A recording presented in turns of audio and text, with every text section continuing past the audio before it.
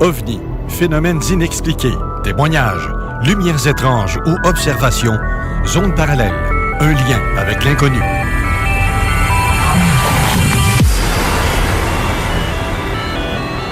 Visitez notre site web à l'adresse www.zoneparallèle.com.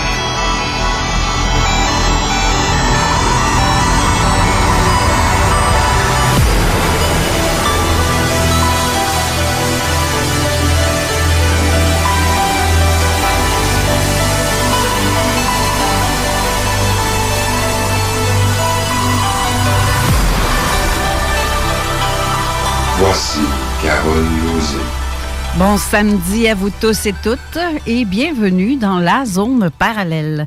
Pour ceux qui me suivent sur Facebook, comme vous savez, je suis un petit peu déboussolée aujourd'hui et dans les jours qui viennent de... Je suis très, très sensible, je vais dire, parce que je viens de perdre ma grande amie, ma complice adorée, comme on s'est toujours appelé. Et je trouve ça un petit peu difficile. Je suis sans mots. Je ne réalise presque pas la perte de cet être qui m'était très cher. Elle était une grande auteure, une poète. On l'a entendu, ses paroles chantées par notre ami commun Daniel Hood à Montréal, qui chante très bien justement ses paroles. On a vu ses textes un peu partout dans les années 70, 80. Elle était à Montréal. Elle a côtoyé plusieurs artistes. Elle était vraiment, mais vraiment une très grande dame. Son premier lancement de livre qui a fait les larmes du Saint-Laurent a été fait à Sainte-Croix, justement, en même temps que mon exposition de toile en 2011 à Sainte-Croix. Et c'est où est-ce que ma galerie d'art est née, d'ailleurs, suite à ça. Ma galerie s'appelait l'Univers de Carlo. Elle avait créé aussi l'activité Les Week-ends de la Plume pour donner la chance à tous les auteurs qui voulaient se faire connaître, de faire soit un lancement de livre, soit se faire connaître justement pour que les gens pouvaient aller à la rencontre de chaque auteur. On pouvait expliquer des soirées, on faisait des journées complètes, des week-ends complets avec un artiste écrivain quelconque. C'est elle qui était à la charge de ça avec ma sœur Chantal Lauzé, que d'ailleurs Carole appelait ma Chantal au petit cœur. C'est assez particulier. Je vous dis que Carole aussi était une genre de médium inavoué parce qu'elle était très sensible aux activités paranormales environnantes avec de forts ressentis. Elle pouvait sentir les choses qui se passaient, qui se tramaient aux alentours, puis il y a des trucs qui nous confirmaient que c'était le cas. Elle faisait beaucoup de rêves prémonitoires, elle faisait beaucoup de rêves concernant les ovnis, les extraterrestres. Et c'est pour elle, elle prenait ça comme des rêves, mais il y a beaucoup d'affaires et elle m'appelait à chaque fois qu'elle faisait un rêve, et elle en faisait souvent, c'est pour peu dire qu'on se parlait souvent. Elle était très intéressée par le domaine, justement, et elle m'a fait des dessins de ce qu'elle voyait en rêve. C'est assez particulier comme phénomène, tout ça. Ces derniers jours, je l'ai accompagnée au CHSLD où elle a terminé ses jours dans la douleur, malheureusement. Elle avait un cancer qui est très, très virulent. Ça m'a fait mal de la voir comme ça parce que c'est une... on l'appelait Tourne-Lune, Carole Guertin. T'es ma petite Tourne-Lune. Je suis tellement honorée de t'avoir eu dans ma vie.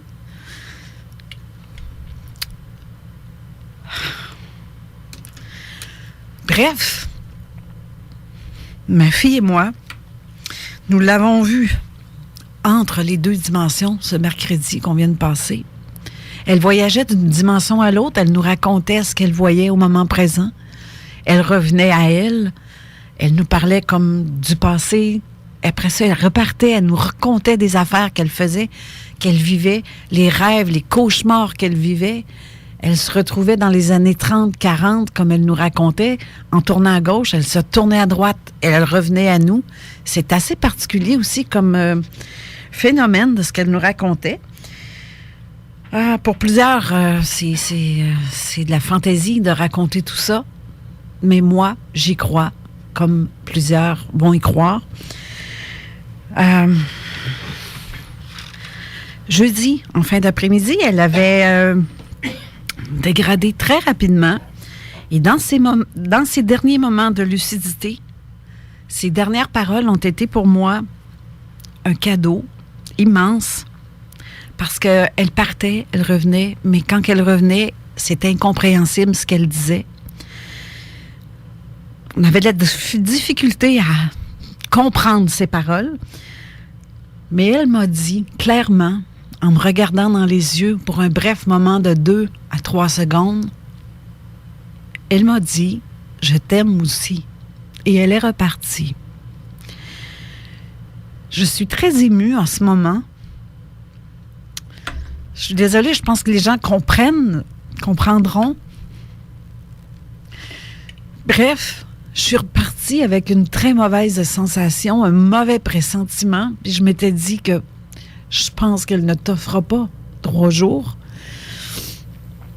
Quand je suis arrivée à la maison, j'ai dû apprendre à sa fille la situation. Ça a été très difficile, ainsi que sa famille, ses cousins et cousines, un petit peu plus éloignés, donc pas tout le monde a ces contacts-là. J'ai utilisé la page Facebook de Carole parce qu'elle m'avait donné, il y a 3 semaines, ses coordonnées, son mot de passe, pour que je puisse utiliser sa page afin de faire une annonce pour dire à quel point Carole était rendue malade. Un cancer très, très virulent parce que ça l'a vraiment démoli rapidement. Ça, c'est... je suis sans mots encore. Bref, quand je suis repartie chez moi, j'ai été souper. Et durant la soirée, je parlais au téléphone. Je me suis retournée et je l'ai vu passer dans le corridor. Croyez-le ou non, j'ai vu quelque chose de blanc, voilé. Et ça me disait en dedans que c'était Carole qui était là. Elle est passée dans mon corridor devant moi, comme pour me saluer.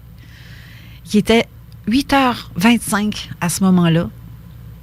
Et je m'étais dit, avec la personne avec qui je parlais au téléphone, je m'étais dit, ça se peut pas. Elle doit être... Ça doit être sorti de son corps. Je peux pas croire. C'est comme un voyage astral qu'elle a pu faire. Je ne sais pas. Je ne peux pas le traduire comme ça pour l'instant. Et quelques minutes après, on m'appelle pour m'annoncer son décès à 20h10. Donc, 15 minutes avant, elle est décédée. Et je l'ai vue 15 minutes plus tard dans ma maison à se balader avec une blancheur. Ça a été un moment très incroyable. Donc, je sais aussi que Carole écoutait religieusement mon émission. Fait que Carole, je sais que tu m'entends en ce moment. Et c'est pour toi, cette émission-là, que je la dédie. Ma belle amie, ma belle complice, tu vas me manquer énormément.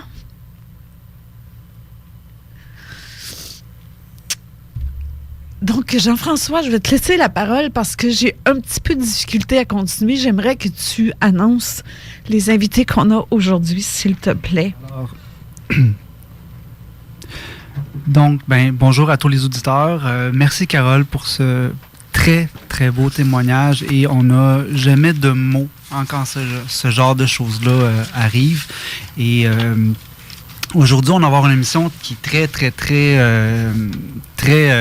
comment je pourrais dire, occupée. On va avoir beaucoup d'invités, on va avoir beaucoup de matière à couvrir. Et puis, mais je veux juste revenir rapidement sur le beau message que Carole nous a transmis.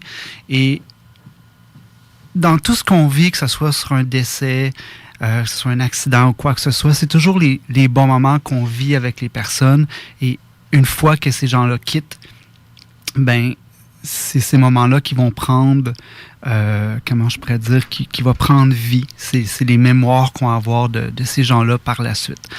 Donc, merci beaucoup, Carole, pour ce beau message, puis en espérant que ta collègue, ton amie, ton âme sœur va trouver sa place parmi les étoiles. Alors, bienvenue à tous les auditeurs sur CJMD 96.9 à l'émission Zone Parallèle. Aujourd'hui, on va recevoir Gilles Thomas de l'Europe, de ODH TV, Gilles Durand, Dussault, Rémi Fauchereau on a Jenny en studio. Bonjour. Bonjour. Comment ça va? Ça va bien, toi? Ça va bien. Ça fait longtemps qu'on ne s'est pas vu. Bonjour Ouais, à vous. Et puis nous présentons toutes nos condoléances à Carole et à toute l'équipe. Bonjour Rémi, ça va bien? Merci, Rémi. Oui, ça va bien, oui. Parfait. Et si vous me laissez quelques instants, je vais introduire l'autre invité qui est à côté de moi, le seul et unique Raymond Choquette. Comment ça va? Ça va très bien, ça va très bien. On a fait une belle petite route ensemble. Écoute, on a eu bien du fun. C'était assez épique. Tassez-vous de là, les célébrités montent, les trucks, ça se tassait à gauche puis à droite. Bref, on a fait ça à 120 tout le long. Comme un pro. Puis on est arrivé en studio, flush. Et voilà. Toute une mission impossible de partir de Montréal pour venir faire l'émission à Québec à chaque matin. C'est un trip. Oui, effectivement. Donc, qu'est-ce que tu vas nous parler aujourd'hui, mon cher? Je vais parler, écoutez, je pense que je vais peut-être me garder mes informations pour la fin de l'émission de radio, comme je pense qu'on avait parlé un peu. Oui, effectivement. On va parler du cas de la place Bonaventure. Oui, c'est un cas qui a été débattu, reparlé souvent. Qu'est-ce qu'on va apprendre de nouveau là-dedans? En fin de compte, c'est pas l'OVNI de Place Bonaventure. On devrait l'appeler peut-être l'OVNI de Montréal. Parce que c'est un OVNI que, oui, il est apparu proche de Place Bonaventure. Il s'est dirigé dans l'est de Montréal, la base militaire de Longue-Pointe et tout ça. Mais il s'est passé d'autres choses qu'on ne sait pas. Parce que tu sais, c'est un dossier qui est très, très, très connu des ufologues. Donc, j'ai hâte de voir qu'est-ce qu'on va apprendre. Le plus. De nouveau, où plus. Où est-ce que l'OVNI a décollé? Où est-ce que l'OVNI s'est dirigé après? Okay. Après Longue-Pointe. Fait ça, il y a beaucoup de gens qui sont venus me partager leur expérience, en fin de compte. Puis là-dedans, il y a des militaires. Oui. Est-ce que tu es de ceux qui pensent, puis là, je vais m'avancer un peu, qui pensent qu'il y a eu des enlèvements de masse? Tu veux dire par rapport avec ce cas-là? Oui. J'en ai entendu, oui. J'ai entendu parler que dans le centre-ville, il y a eu des gens, mais à date, j'ai eu juste un témoignage. Fait que j'ai pas eu d'autres témoignages là-dessus. Là. Je dis pas que c'est pas vrai, mais j'ai pas d'autres informations là-dessus. Là. Parfait. Donc, on va revenir à toi un petit peu plus tard. Jenny, première fois en studio? Oui. Oui, comment ça? Je sais pas trop encore. C'est impressionnant, hein? Les micros, les écouteurs, ces affaires-là, la console, ça peint des pitons là-dessus, mais ça mord pas, tu vas voir, c'est super facile. Ah non, c'est bien correct. J'ai confiance. On ne te connaît pas, en fait, tu es la fille de Carole. Exact. Comment on sent avoir une maman célèbre? Ma mère, c'est une femme forte. Mm-hmm. Depuis toute ma vie, c'est un exemple de femme forte. Donc, pour moi, c'est rien de nouveau. Ah, OK. Mais c'est juste une phase de plus qui rentre, puis elle a le talent pour. Absolument. Et si ce ne serait pas de Carole, il y aurait bien des gens qui ne seraient pas à la table aujourd'hui. Probablement. Aujourd'hui. Moi, la première. Effectivement. Et puis, nous, on s'est rencontrés au congrès UFO 601. Février 2015. Et voilà. Oui. Et puis, est-ce que... J'ai pas eu vraiment la chance de te poser la question. Oui. Est-ce que tu as déjà vécu des phénomènes paranormaux ou de nature ufologique? Oui, en fait, quelques-uns. J'ai vu un ovni quand j'avais environ 15 ans. Oui. Et avant ça, j'ai... C'est elle qui était avec moi en 2001 quand on a vu l'engin la passer. Grosse roche, oui. C'était là, je voulais aller. Je te laisse continuer, vas-y. Dans le fond, on était... je sais pas si l'histoire est un peu connue des gens qui moi, on la connaît au niveau des enquêteurs, mais j'aimerais ça que tu en parles un peu au public parce que c'est un cas quand même exceptionnel. Oui. On regardait les Perséides, c'était en août, et on était assis, et soudain... derrière nous, on avait quand même le champ libre pour regarder. Et on a vu... on s'est retourné, ma mère et moi, d'un seul coup. OK. Et on a vu cette grosse roche. Au début, ça ressemblait à un météorite. D'accord. Mais plus on regardait, plus on se rendait compte que c'était pas vraiment un météorite. C'était quelque chose qui allait plutôt lentement dans le ciel. Il y avait une brume orangée en dessous. Okay. Et ça n'allait pas en descendant ni en montant, c'était juste stationnaire. Stationnaire. OK. En fait, c'est ça. Puis ça allait toujours comme ça dans le ciel. OK. Tout droit. Donc, on a réalisé que c'était peut-être pas météorite, c'était pas ce genre de... C'était un ballon sonde. Disons que c'était assez gros et c'était au-dessus du village. OK. Quand on parle de grosseur, une idée de grosseur un peu là, pour les autres. Oui. Au moins, minimum, parce que c'était, moi, la manière que je l'ai perçu, c'était un peu loin. Donc, sur le coup, évidemment, j'arrivais mal à situer entre la grosseur d'une maison ou la grosseur de la rue au grand complexe. Et tu étais à combien de distance de ce phénomène-là? C'était relativement proche, finalement, selon ce que ma mère a discuté avec moi. Comment? 200 à 300 pieds environ. Même pas, là. Oui. C'est à peu près 200 pieds. Oui, c'est très proche. Puis il était à hauteur, au-dessus des fils électriques. OK. C'est très bas. Il était au-dessus du terrain voisin. Oui. On voyait vraiment le dessous, là, les lumières, très petites lumières, mais avec le brouillard comme que ça dégageait, en fait. C'est comme si... c'est comme si le brouillard diffusait en plus dans la boucane. C'était pas de la boucane, là, parce que ça s'évaporait. C'est un genre de brume. C'est une brume. C'est clairement avec de l'eau. Là, il y a quelque chose à relier avec l'eau. Parce que puis il y avait la lumière qui était à l'intérieur de la brume. Oui, c'est ça. Ça, c'est intéressant comme information. Oui. Est-ce que... Comment qu'on vit en tant que témoin avec ça par la suite? C'est très particulier. On peut pas parler de ça de même ouvertement, quand même. Moi, j'ai... non. On n'en a pas parlé. Hein, non, pas vraiment. Mais moi, je m'attendais à ce que les gens... d'autres personnes disent « Hey, j'ai vu ça cette nuit et tout. » Et personne n'a parlé. C'est comme si on était les seuls ce soir-là. Puis plus tard, on s'est rendu compte qu'éventuellement, on a eu un autre témoin. Ah. Mais on l'a su quelques années plus tard. OK. Est-ce que, au moment de ton observation, est-ce que tu as vraiment eu un genre de inner call, je veux dire en français, d'appel interne, de dire, tantôt tu parlais, on servirait en même temps. Oui. Ça arrive souvent, ça, dans l'ufologie, où ce que le témoin a vraiment l'impression de se faire pointer, de dire, toi, retourne-toi, regarde, je suis là. Exactement. J'en ai discuté justement avec ma mère dans les derniers jours, et c'est comme si on se sentait interpellé carrément par l'objet. OK. Et... Parce que la synchronicité, qu'on se soit tourné en même temps, comme si quelque chose faisait « Hey! » On est là. Mais qu'on se revire en même temps, sérieusement, là, c'est la partie la plus intrigante pour moi. Ben, en plus, c'est qu'il n'y avait pas de son du tout. Exact. C'était super silencieux. Il n'y avait rien pour nous faire dire qu'il y avait un son étrange pour nous retourner. C'était vraiment synchronicité, oui. Et, merci de ton témoignage, mais... Maman, animatrice de radio, écrivaine, investigatrice paranormale. Maman spéciale, là. Comment qu'on gère avec ça?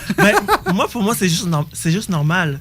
Pour moi, j'ai un peu vécu là-dedans, dans le sens que très tôt dans ma vie, j'ai entendu des témoignages que ma mère faisait. Et pour moi, c'est comme ça que j'ai appris à reconnaître qu'il y avait des choses étranges autour de nous, que ce soit des esprits, des ovnis. Donc, pour moi, c'est tout à fait normal. Okay. Maintenant, c'est juste la suite des choses. Et puis, en fait, je suis ravi parce que pendant un temps, je sais que j'en ai parlé avec elle encore dans les années 90. C'était un peu plus tabou et moi, ça me passionnait. Okay. Mais elle avait un peu peur à ce moment-là que les gens, dans le fond, si j'en parlais, j'allais être jugé négativement. Ouais. Donc, je me taisais un peu, mais ça me passionnait tellement. J'avais hâte qu'il se passe de quoi. Puis éventuellement, ma mère elle s'est libérée.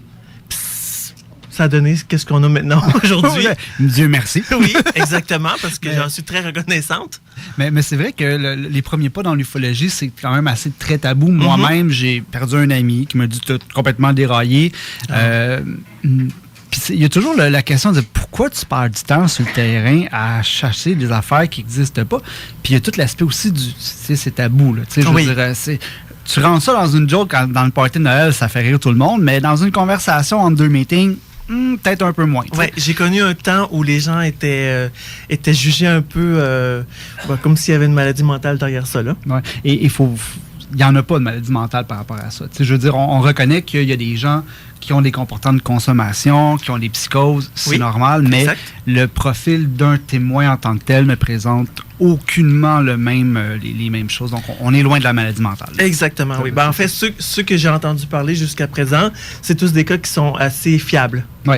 Et puis, il y a toujours, de ce que je pense, ça va être le cas, tu me diras si ça a été le cas pour toi, il y a toujours une remise en question de la part du témoin. Est-ce que j'ai bien vu ça? Puis, est-ce que c'est ça? Puis, souvent, le témoin va faire sa propre recherche avant de nous appeler, les groupes d'investigation sur le terrain. Donc. Oui. Moi, de mon côté, pendant quelques années après, à mon arrivée à Montréal, parce que c'est pas à Montréal que ça se passait, c'était dans le coin de Sainte-Croix. À Montréal, pendant un temps, je me suis même demandé si on avait peut-être rêvé. J'ai commencé à faire des recherches sur Internet.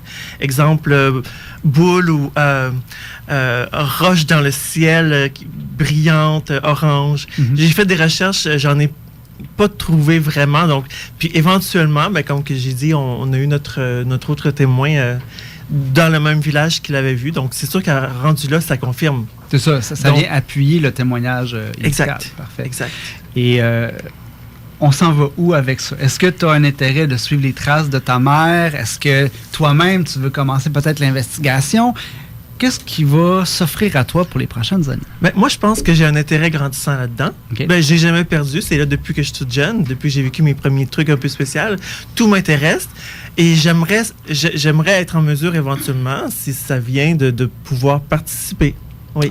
De toute façon, comme je dis à Carole, après la radio, va venir la télévision, quoi. Je le souhaite. Je suis pas pressée de me faire voir la vedette. Ne fais pas ta modeste. Merci beaucoup de ton intervention à l'émission. Ça fait plaisir. Écoutez, j'ai présentement aussi en ligne, on a notre cher trio, notre duo, mais non, on va dire trio, Gilles Thomas de ODH TV, Rémi Fauchereau et Gilles Durand. Bonjour les gars, vous êtes avec nous? Oui, pas de problème, on est là. Bon, merveilleux, comment ça va? Vous avez peut-être des petits problèmes de micro parce qu'il y a des invités qu'on entend assez mal ici. Ah, OK. Bon, on va faire une revivification au niveau de la console, peut-être monter les micros pour tout le monde. Bien marché, l'audition est parfaite, mais pour les autres, on a l'impression qu'ils sont au fond de la salle. Va falloir que tu réécoutes le podcast parce qu'ici, tout est beau, ça rentre très bien. Chez nous, c'est assez bizarre à travers le téléphone. Chez vous, c'est ça. Vous êtes en France, hein? Oui, c'est ça. C'est ça. Et, encore une fois, merci beaucoup de la collaboration de nos amis de l'Europe. Oui. C'est vraiment vous toujours... aimez bien de l'Europe, alors qu'en fait, on est juste français. Hein. Oui, nos amis français, excusez-moi. J'imagine que je parle avec notre ami Gilles Durand. Exactement. Voilà, écoute... Bien moi. Présente-toi à nos auditeurs. Oui, mais avant de te présenter, je veux juste... Attends, Gilles... Gilles Durand. Il m'entend pas vraiment. Secrétaire général de l'association SO Archives OVNI, qui s'occupe de la sauvegarde des archives ufologiques francophones. Plus françaises quand même, mais malgré tout, on a sauvegardé les archives belges également et quelques archives québécoises. Oh. Et suisses aussi. Voilà, donc moi je m'intéresse au phénomène, je suis actif en ufologie depuis 1969. Pour ceux qui savent pas... différentes associations, et aujourd'hui, depuis 1990, je suis secrétaire général du SO Archives OVNI. Parfait. Et dans le fond, le SO, c'est une institution de préservation pour les archives ufologiques, éventuellement. Il faut préciser que c'est pas le SO SOT, là. Non, c'est ça. Non, c'est SCEAU, exact. Comme le SO royal. Hein. En fait, c'est un acronyme qui signifie sauvegarde, conservation des études et archives ufologiques. Moi, j'aimerais que tu nous emmènes un peu dans les premières années du SO. D'où est-ce que l'idée est venue? Où est-ce que ça s'en va? Et comment ça a pris forme? Alors, comment dirais-je? C'est apparu... l'idée de la sauvegarde est apparue dès les années 70, quand on a vu donc des sommités disparaître, comme Marc Thirouin, qui avait créé en 1951 la commission d'enquête Ouranos, qui décède en 72 et une partie de ses archives disparaissent. Et puis ensuite, on a d'autres cas aussi dramatiques de disparition d'archives importantes. Et donc, à la toute fin des années 80, dans deux endroits complètement indépendants, il y a des chercheurs, des ufologues qui s'interrogent sur l'avenir des archives ufologiques. On se rencontre et on crée le SO. Voilà. Et donc, on cherche la meilleure façon de sauvegarder. Garder ça dans un local privé, c'est compliqué. On voit aujourd'hui ce qui arrive à l'affût en Suède, hein, qui est à peu près l'équivalent du SO, et qui avait des subsides de l'État suédois, qui maintenant ont disparu, et du coup, ils savent plus où sauvegarder, entreposer leurs archives parce qu'ils ont du mal à payer les loyers des locaux qu'ils avaient loués à l'époque. Donc, voilà. J'imagine qu'il n'y a pas de... On a choisi une autre option. On a en France, un peu comme partout dans d'autres pays, hein, on a des archives nationales. Alors, ça peut s'appeler des archives royales, des archives provinciales. Nous, on a deux choses. On a les archives nationales et les archives départementales. Ça, c'est la juridiction administrative en dessous de l'État, hein, le département. Enfin, il y a la région en dessous du département. Donc, on s'est adressé à eux et ils étaient tout à fait d'accord, puisqu'ils acceptent les archives privées. Ils étaient tout à fait d'accord pour signer avec nous des contrats de dépôt, et c'est ce qu'on a fait. On a donc un contrat avec les archives nationales en Île-de-France, et avec d'autres archives en province, en région, comme on dit aujourd'hui. Okay. Voilà, donc en fait, on a 3 lieux de dépôt actifs actuellement, un dans l'est de la France, un dans le sud, et un en région parisienne. Et puis, est-ce qu'il y a beaucoup d'investigateurs qui ont accès à ces archives-là? N'importe qui peut avoir accès à ça, c'est public, hein, ce sont des archives publiques. OK. Tout citoyen français y a accès gratuitement. Ah, OK. Et puis, est-ce que tu vois que y a beaucoup d'ufologues qui se rendent sur place pour finir leurs propres travaux? Disons que notre plus belle récompense, ça a été les livres de Manuel Virotte. Ah, okay. Qui se sont entièrement inspirés des archives que le SO avait sauvegardées. Et il nous a demandé donc des autorisations de consultation. Enfin, il n'en a pas vraiment besoin, il aurait pu y aller directement. Il a préféré passer par le SO pour avoir notre accord pour consulter l'ensemble des archives. Parce qu'il y a quelques archives qui sont, pour des raisons disons, évidentes, hein, des documents médicaux, etc., qui ont une date de consultation assez longue. Hein, il faut une centaine d'années avant de pouvoir les consulter. Mais autrement, tout le reste est consultable immédiatement. Donc Manuel Virotte nous a demandé ces autorisations. On lui a bien sûr fourni avec plaisir.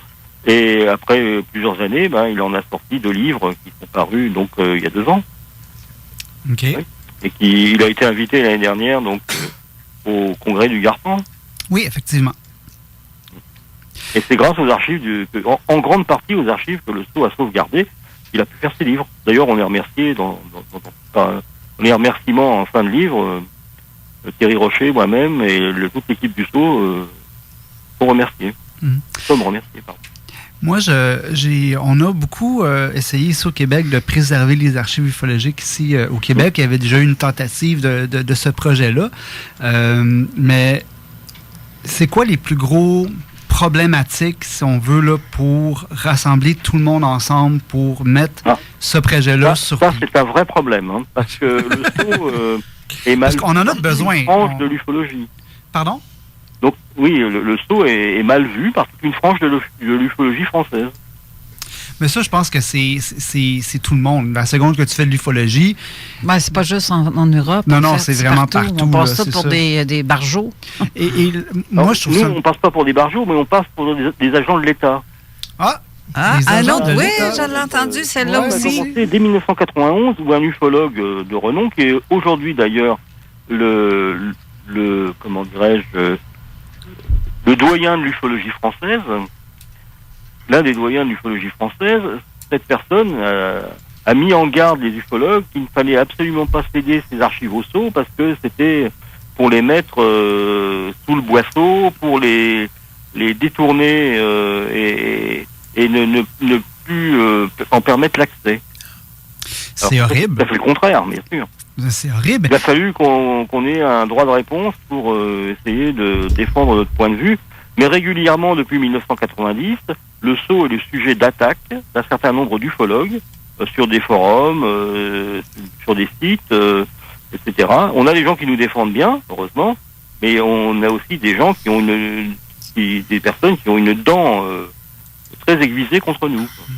Moi, je pense beaucoup aux archives dans la mesure où et c'est quelque chose que je prêche souvent, c'est d'avoir non seulement des archives ici au Québec où tous les groupes pourraient collaborer, mais avoir une bande de données où un peu comme les corps policiers ont avec des criminels. Avoir toutes les fiches le plus possible mises à jour, où est-ce qu'on pourrait vraiment faire de la recherche rapidement sur un ordinateur et dire quel secteur, on a des boules de lumière, ou on a une observation de RR2.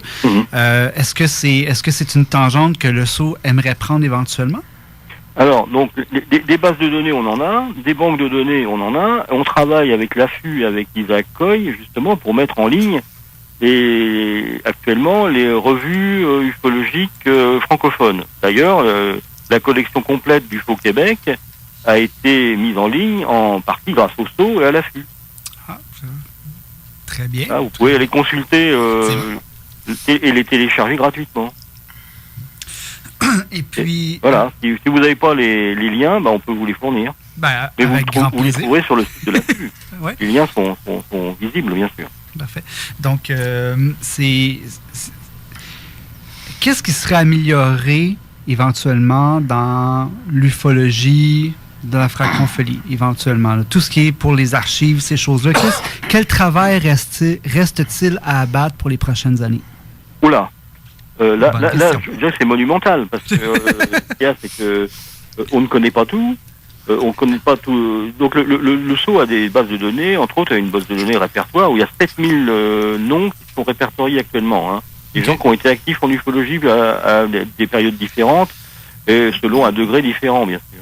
Parfait. Des gens qui ont été très actifs, d'autres qui ont été ce qu'on appelle en France des ufophiles. C'est-à-dire des gens qui collectent un peu, qui collectionnent des revues, qui collectionnent, qui enregistrent tout ce qui passe à la télé, qui enregistrent tout ce qui passe à la radio. Parfait. Et j'espère qu'ils enregistrent Zone Parallèle aussi, d'ailleurs. Parfait. Et sur ce mot, excuse-moi, je ne veux pas t'interrompre, il va falloir qu'on aille à la... Les ufologues, donc, très actifs, qui travaillent sur le terrain, ou qui travaillent donc de façon philosophique ou théorique, on ne les connaît pas tous. Parfois, il y en a qui disparaissent sans qu'on le sache.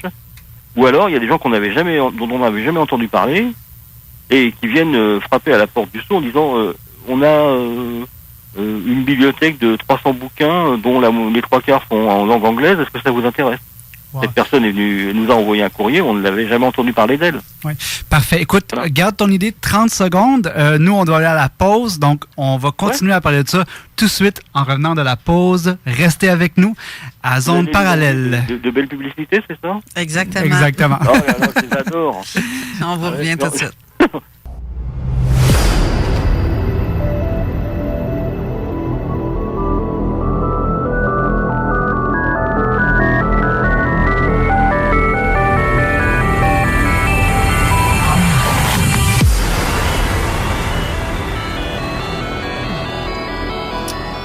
Nous sommes de retour en studio avec Jean-François Primeau ainsi que Raymond Choquette. Ben ouais! Je suis désolée tantôt pour ma petite perte de contrôle, mais c'est ça. Et ma fille Jenny aussi, à qui j'ai été surprise qu'elle accepte de parler. En fait, c'est super! Je ne m'attendais pas à ce qu'elle parle. C'est tant mieux, c'est le fun. Je suis contente parce que si je suis dingue, je ne suis pas toute seule. En fait, et on parlait avec Gilles Durand. Tu parlais avec Gilles Durand. Je vous écoutais à ce moment-là. Je vais continuer à vous écouter. Je vais quand même intervenir quelques instants. Absolument. Et Raymond, je t'invite, Raymond, aussi à en poser. J'ai le droit de oui, je t'invite à poser des questions. Hey, sais-tu quoi? Tu fais partie de l'émission, toi aussi, là? OK, non. Moi, je pensais que je t'ai réservé juste à la fin. Non. Je t'invite à poser des questions à Gilles ou à toi. Je me sens moins seul. C'est comme à droit de parole, là. C'est la même chose, là. OK. Ben oui, parler pour parler, comme on dit, émission. Mais là, on ne parle pas pour rien dire parce qu'on parle. Ce qu'on dit, c'est des choses quand même très, très intéressantes. Mais c'est ça. Je t'invite à poser des questions à nos amis, nos cousins français. Oui. Alors, Gilles Durand ou Rémi Fauchereau ou Gilles Thomas, vous êtes toujours là? Oui, nous sommes toujours là. Merveilleux. Thomas, tu veux m'arracher le téléphone des mains? Oui, on est toujours là. Et toi, Oui, je suis là. Bon, merveilleux. Est-ce que tu es présentement là? Oui, présentement, je suis là. Je tiens à dire bonjour Carole, bonjour Jean-François et bien sûr bonjour Gilles. Raymond Choquette. De la page L'insolite et l'étrange se rencontrent. Oui. Salut Gilles, salut Rémi. Le vendredi soir. Oui. Alors, donc, si je comprends bien, Gilles Thomas, présentement, on est sur main libre. Donc, tout le monde écoute, nous entend. Du tout, On se passe l'appareil. On se passe le combiné, en fait. Ah, d'accord. C'est peut-être que c'est mieux que sur... Que speakerphone. Oui, parce que main c'est libre. speaker, sinon, ils ne nous entendaient pas. Fait que c'est bien possible. Voilà. Ouais, parce que là, on est en direct de Lyon Profonde, chez Monsieur Rémi Fauchereau. Voilà, ufologue de Lyon, ou Iconé. Ouais. C'est les habitants de Lyon, les Iconés, hein.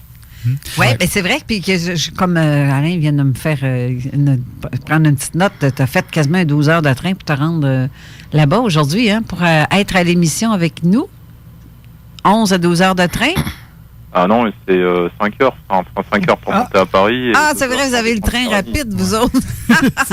TGV. C'est ça. C'est ça. Ils sont en avance sur nous autres, là, tu sais. Ben, c'est en auto que ça aurait dû prendre 11 à 12 heures. On a des vrais trains, pas des tof-tof comme au... Hein, Rémi, c'est pas des chouchous, hein. Non, c'est ça. Non, c'est pas des chouchous.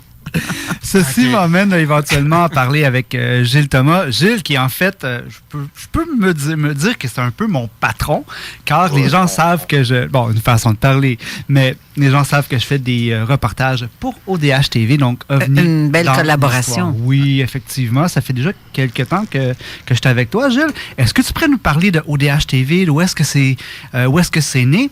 Puis où est-ce qu'on s'en va avec les prochaines années avec ODH TV? Bah ici, il y a eu énormément de tournages, cher ami Fauchereau. D'ailleurs, juste avant l'intervention, on s'est fait une discussion entre amis, n'est-ce pas, Gilles? Oui, parce que vous voyez que tu regardais le plafond, donc je me demandais qu'est-ce que tu faisais. Ah, oui, les mythes lesquels? Vous voyez, c'est du gros fun comme ça qu'on a. Durand, qui est à ma gauche, hein. Oui, tout à fait, oui. Bon, le bêtisier, c'est après, ça, hein. Ça, c'est du stock, hein. Gilles, oui. T'es toujours avec moi? Mais on dirait, Gilles, que Oui, tu alors, parles... on dirait qu'il était dans une autre dimension, là. Oui. Dans son sous-marin. Dans l'ufologie depuis 1999. Avant, j'étais plutôt un ufologue, je veux dire, un passionné passif ou un ufophile. Je lisais beaucoup de revues d'ufologie, paranormale, etc., comme Factor X. Bon, il n'y a pas de placement de produit, c'est vrai. Et puis après, donc, bon, mais c'est pas grave. Donc, ODH TV a été, les premières vidéos sont sorties en 2006. Donc, c'était il y a 13 ans.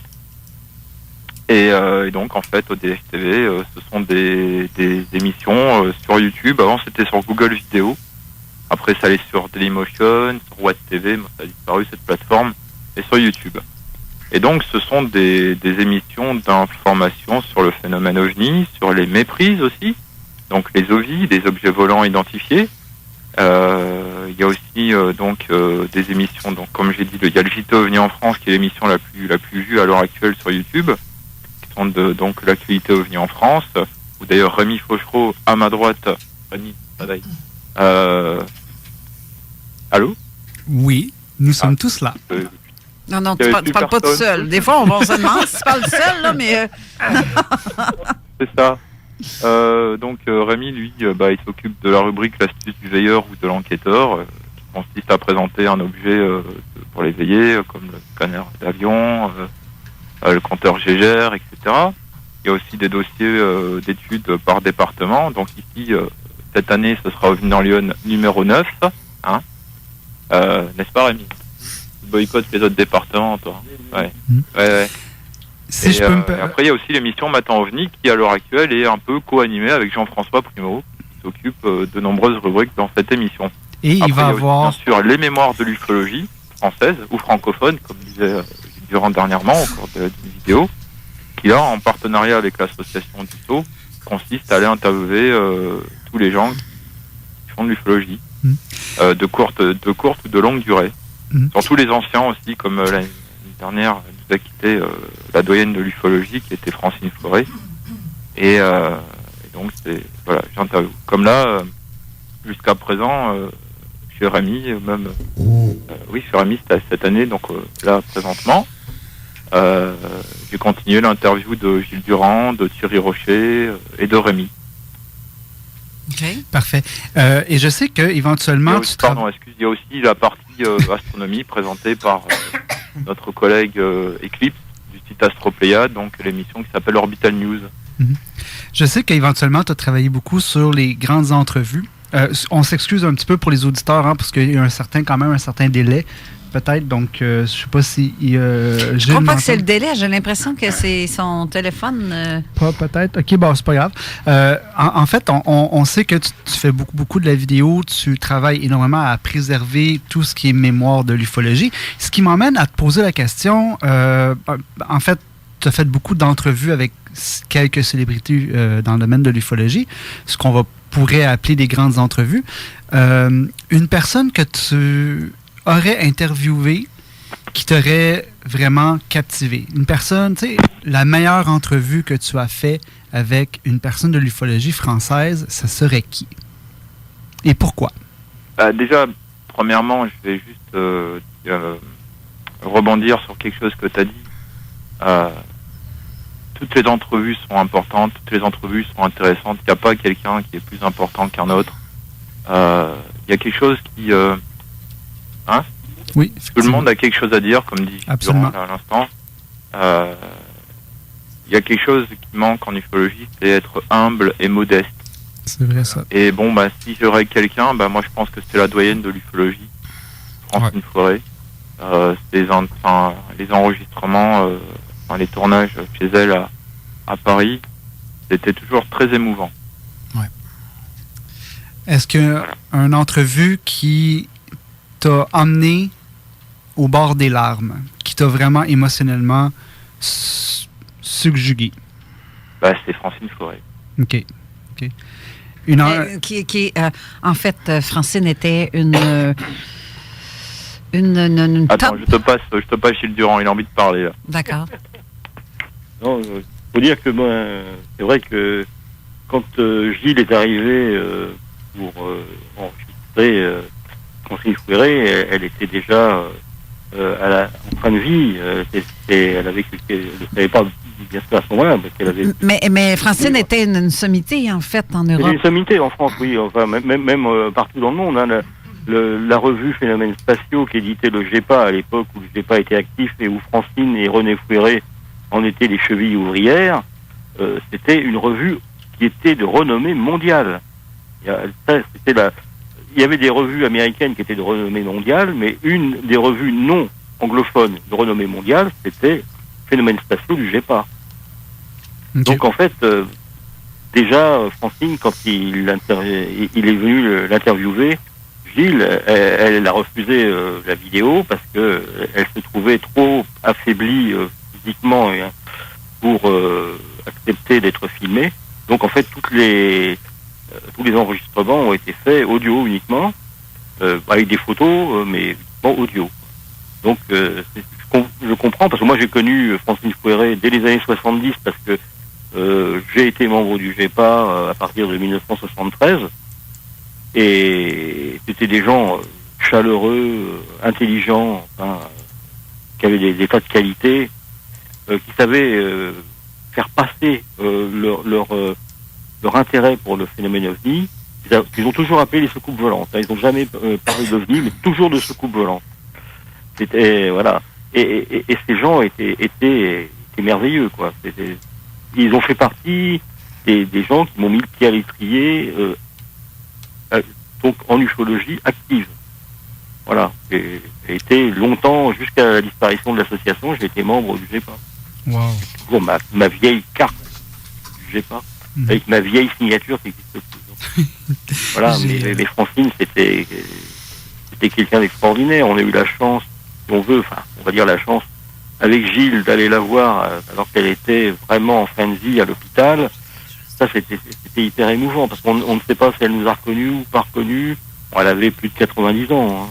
Wow. Ce qui est quand même exceptionnel. Franchement, c'est sûr qu'en sortant de l'hôpital Saint-Joseph, qui est juste à côté d'où je travaille, on était émus aux larmes, faut le dire. Ce qui m'amène aussi à... L'autre Gilles. Ce qui m'amène à emmener le point suivant, qui est un peu le titre de l'émission d'aujourd'hui. L'ufologie, un monde d'hommes et de femmes Minoritaire. minoritaires.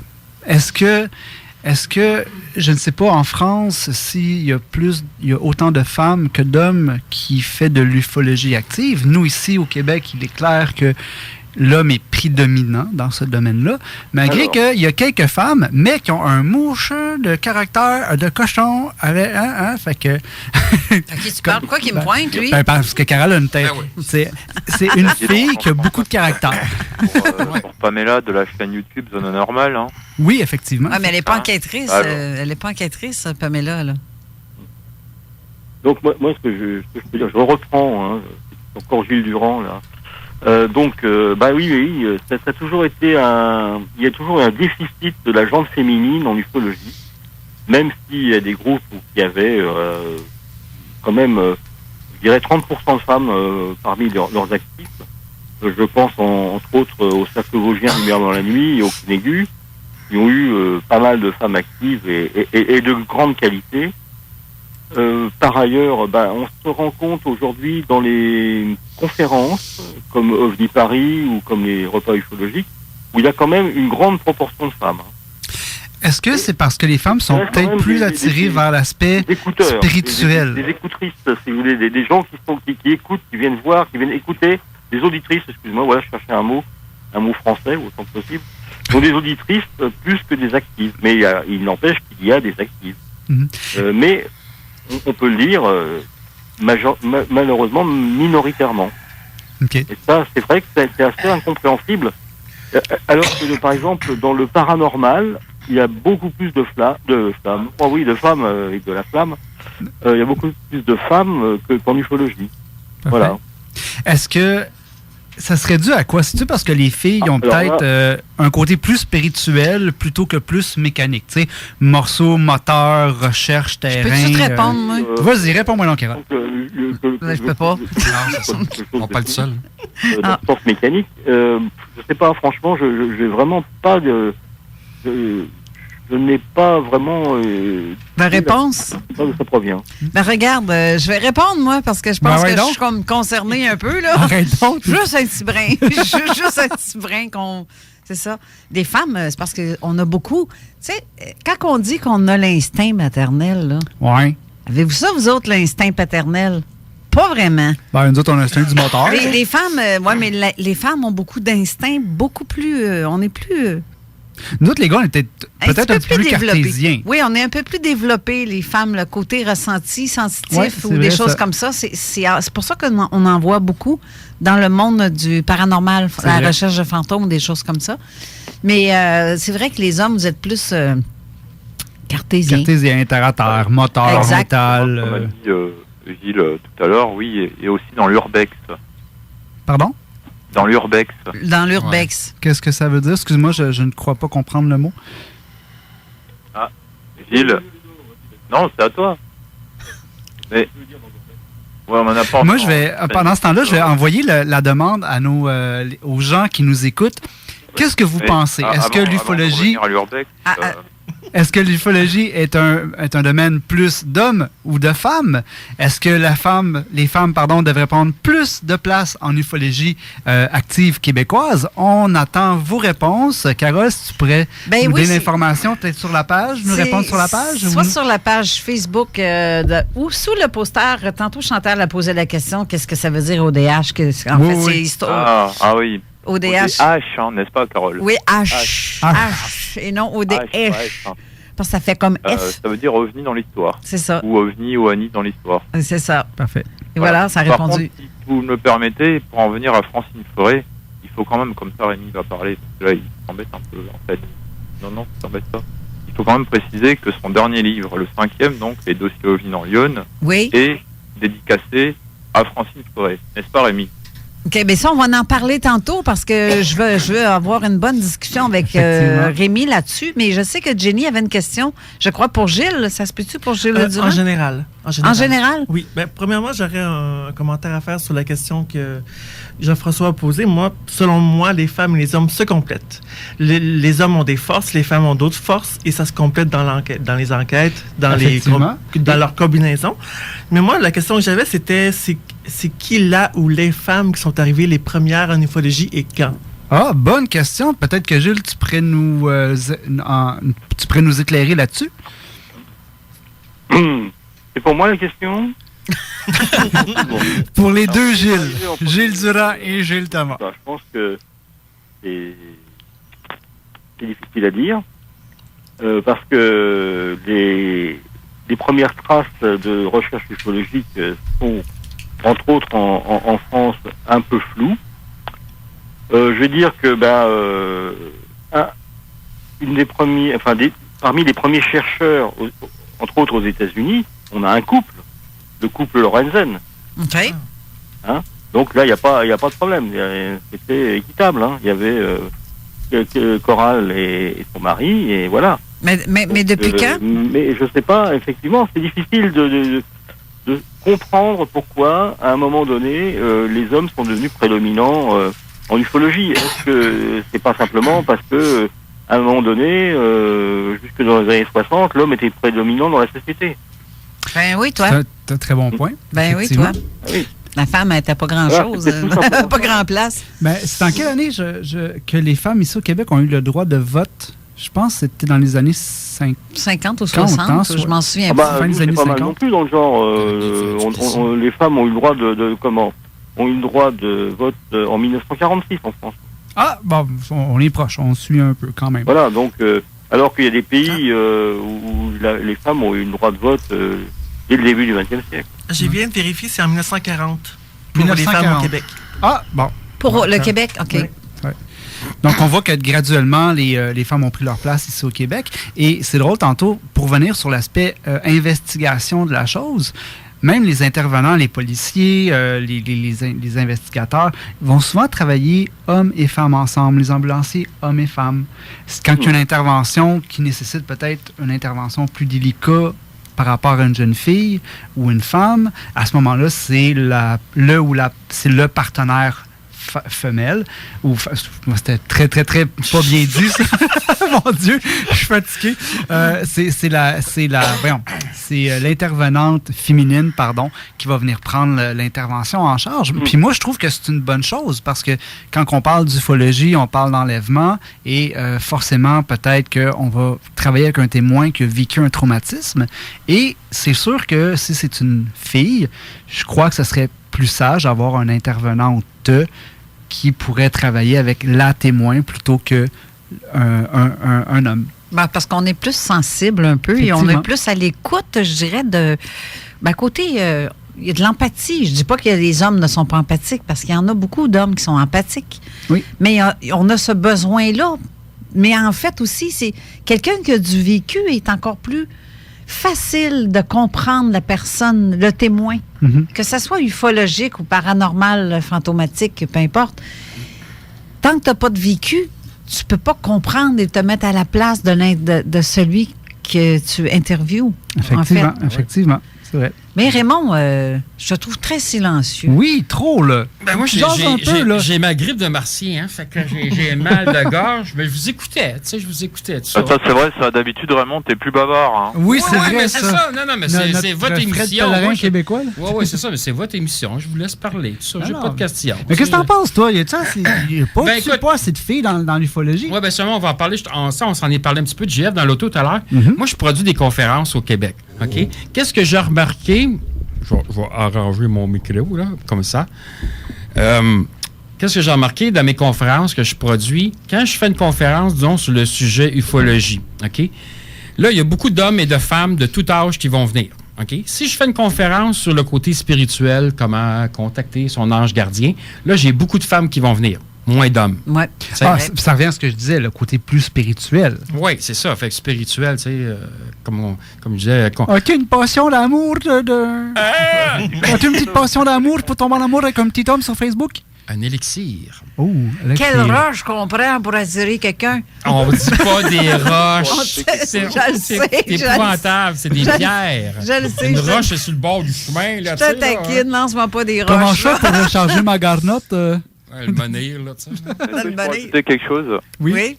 Les conférences liées au thème OVNI et conscience, il y a effectivement plus de gens féminines dans la salle. Ben, tu vois, ça veut dire que les gars sont plus char, bicycle, C'est ça. tôt les boulons. Tous les Mais blocs. c'est ça, la tôt les boulons. Char, boulon, base souterraine. C'est ça. Ouais, Vous c'est êtes, ça. vous êtes plus tomboy, donc vous allez chercher le Tomboy. côté mécanique de la chose. C'est vrai. Mais quand ça vient le temps de parler de conscience et d'être, c'est un autre paire de manches. Ben, ça Ouais.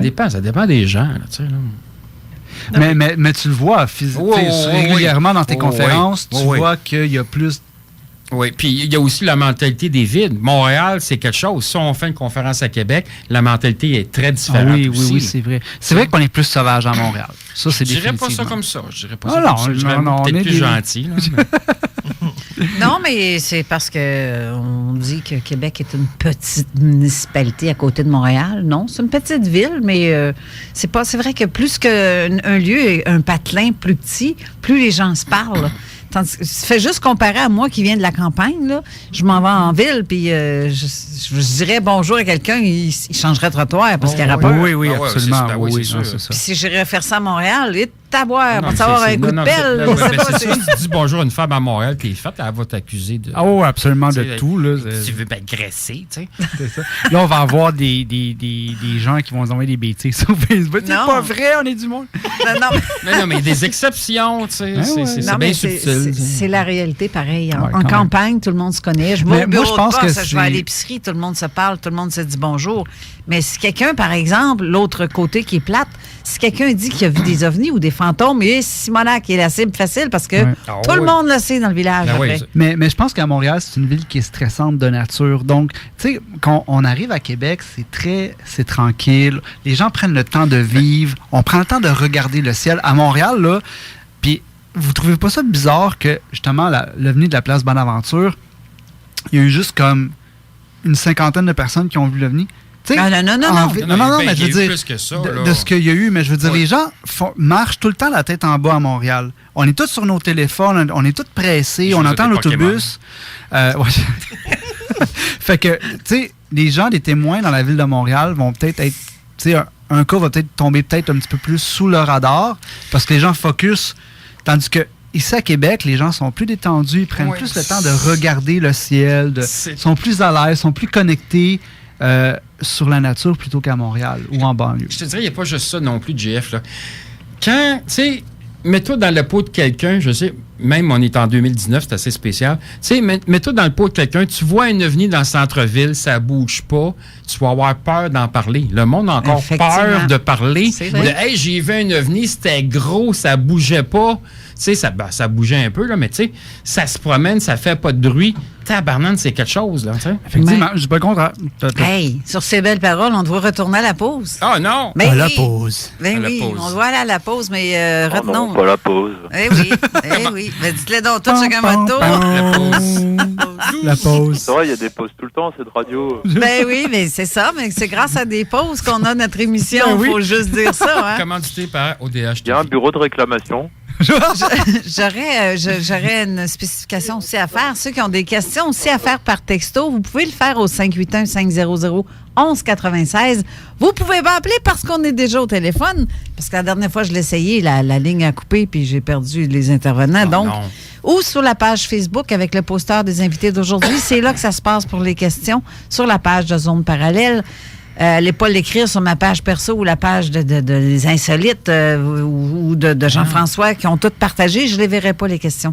Faut venir vraiment sur Zone Parallèle, sur le poster ou par texto. Redonne donc le texto, mais d'une façon plus sensuelle. D'accord.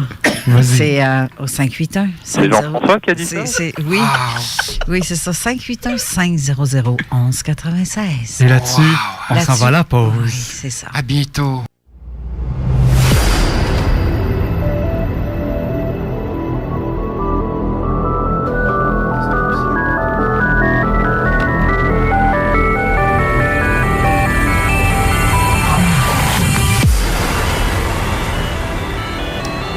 Nous sommes de retour avec en studio Jean-François Primo, Salut. Raymond Choquette, ainsi que ma fille Jenny. Et de l'autre côté, au téléphone, nous avons des gens d'Europe, Gilles Thomas, Rémi Fauchereau et Gilles Durand. Et j'ai Jean-François qui me fait une simagrée avec une question? Oui, en fait, j'ai une belle réponse ici de Christine Huot pour répondre à la question de Jean-François. Pour moi, que ce soit un homme ou une femme, peu importe, c'est la personne dépendante de ses capacités, talents, intérêts et ses expériences de vie. Exactement. C'est Christine Thuot, son nom. Thuot. Excusez-moi. Thuot. Oui. Là, les petits Français, là, les cousins de l'autre côté, vous m'entendez? Oui, je t'entends. Ah. OK, c'est Rémi à qui qu'on parle? Mais là, Rémi, il va falloir que tu te réveilles puis que tu parles plus fort. Rémi, parle plus fort dans le micro. Rémi le jeune. Non, ça, c'est Rémi Thomas. Mais je parlais à Rémi Fauchereau, s'il vous plaît. Oui, c'est ça. Non, Gilles Thomas, passe-moi Rémi Fauchereau. Attends pas, je t'accroche. Rémi Fauchereau est demandé au comptoir des viandes froides. Rémi Fauchereau est demandé au comptoir des viandes froides. Rémi, on te parle. Allô, les amis. Bonjour Rémi, ça va bien? Comment ça va? Ça va très bien. Écoute, c'est le gros party ici en studio. C'est épouvantable. Comment ça va? Moi, oui. Rémi, j'aimerais ça que tu parle-moi de ton livre parce que je veux qu'on. Tu viens d'écrire, en fait. Ton livre vient de sortir ce printemps. Le titre de ton livre, déjà, c'est? Le dossier des ovnis dans Lyon. OK. Ça, est-ce que c'est toutes des cas que toi, t'as vus, que t'as recueillis? Ah non, c'est pas... tous ces cas-là, c'est pas moi qui les ai vus. Il y a des cas que j'ai trouvés dans le journal Lyon Républicaine. Il y a des cas que j'ai reçus moi-même, bien sûr. Et puis, moi, j'ai vu seulement peut-être une fois un cas un peu suspect, un peu d'observation un peu suspect, oui. OK. Donc, c'est des cas que tu as recueillis ou des coupures?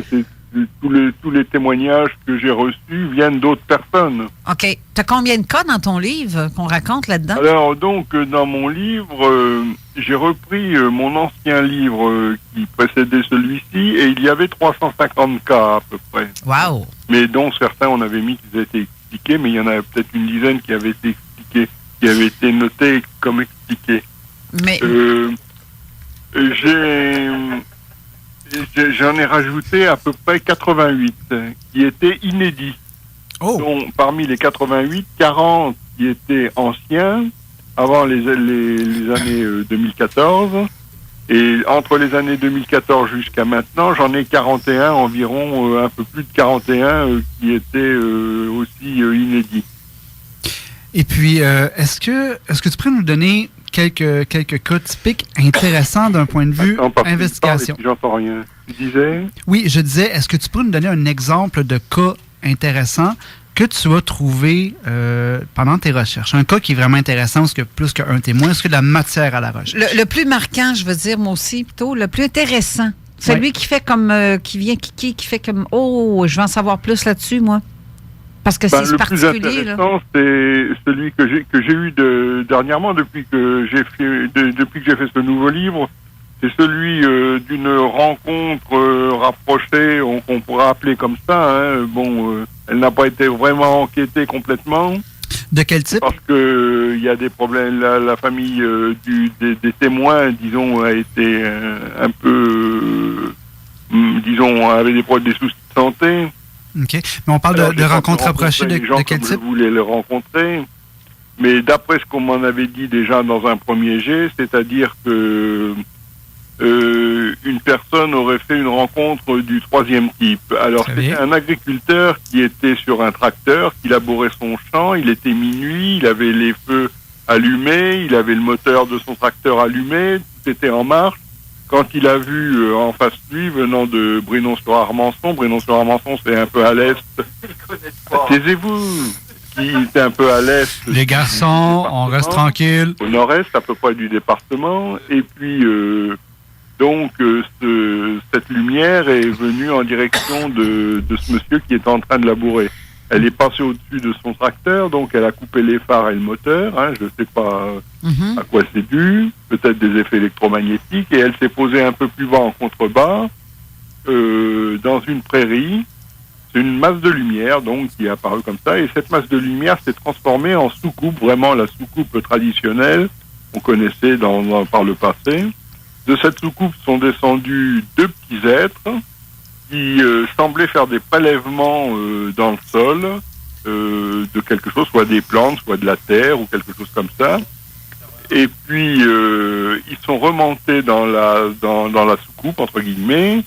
Et puis la soucoupe s'est retransformée en une masse de lumière et est repartie à une vitesse vertigineuse en direction du ciel. Le témoin qui était sur son tracteur a remis le contact de son tracteur. Le tracteur est reparti. Il a eu très peur. Il a abandonné le labourage de son champ. Il était minuit à peu près. Il est rentré directement chez lui dans le petit village à côté, à Mercy. Il était d'origine il était du petit village de Mercy. Et puis donc il a eu très très très peur. Et donc il a vu sa fille qu'il a reçue. Elle a trouvé vraiment perturbé, et puis il avait vraiment eu très peur, quoi.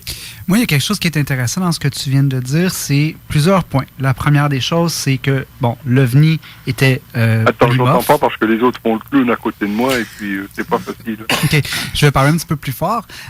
Chose intéressante dans le témoignage que tu veux nous donner, c'est que l'OVNI était polymorphe, première des choses. Deuxième des choses, l'OVNI est passé très bas en haut du tracteur et pendant le scénario, ben il y a eu interaction, en fait, il y a eu magnétisme au niveau du tracteur, donc l'OVNI a fait arrêter la mécanique du tracteur. Donc c'est des points qui sont quand même communs dans une observation comme ça.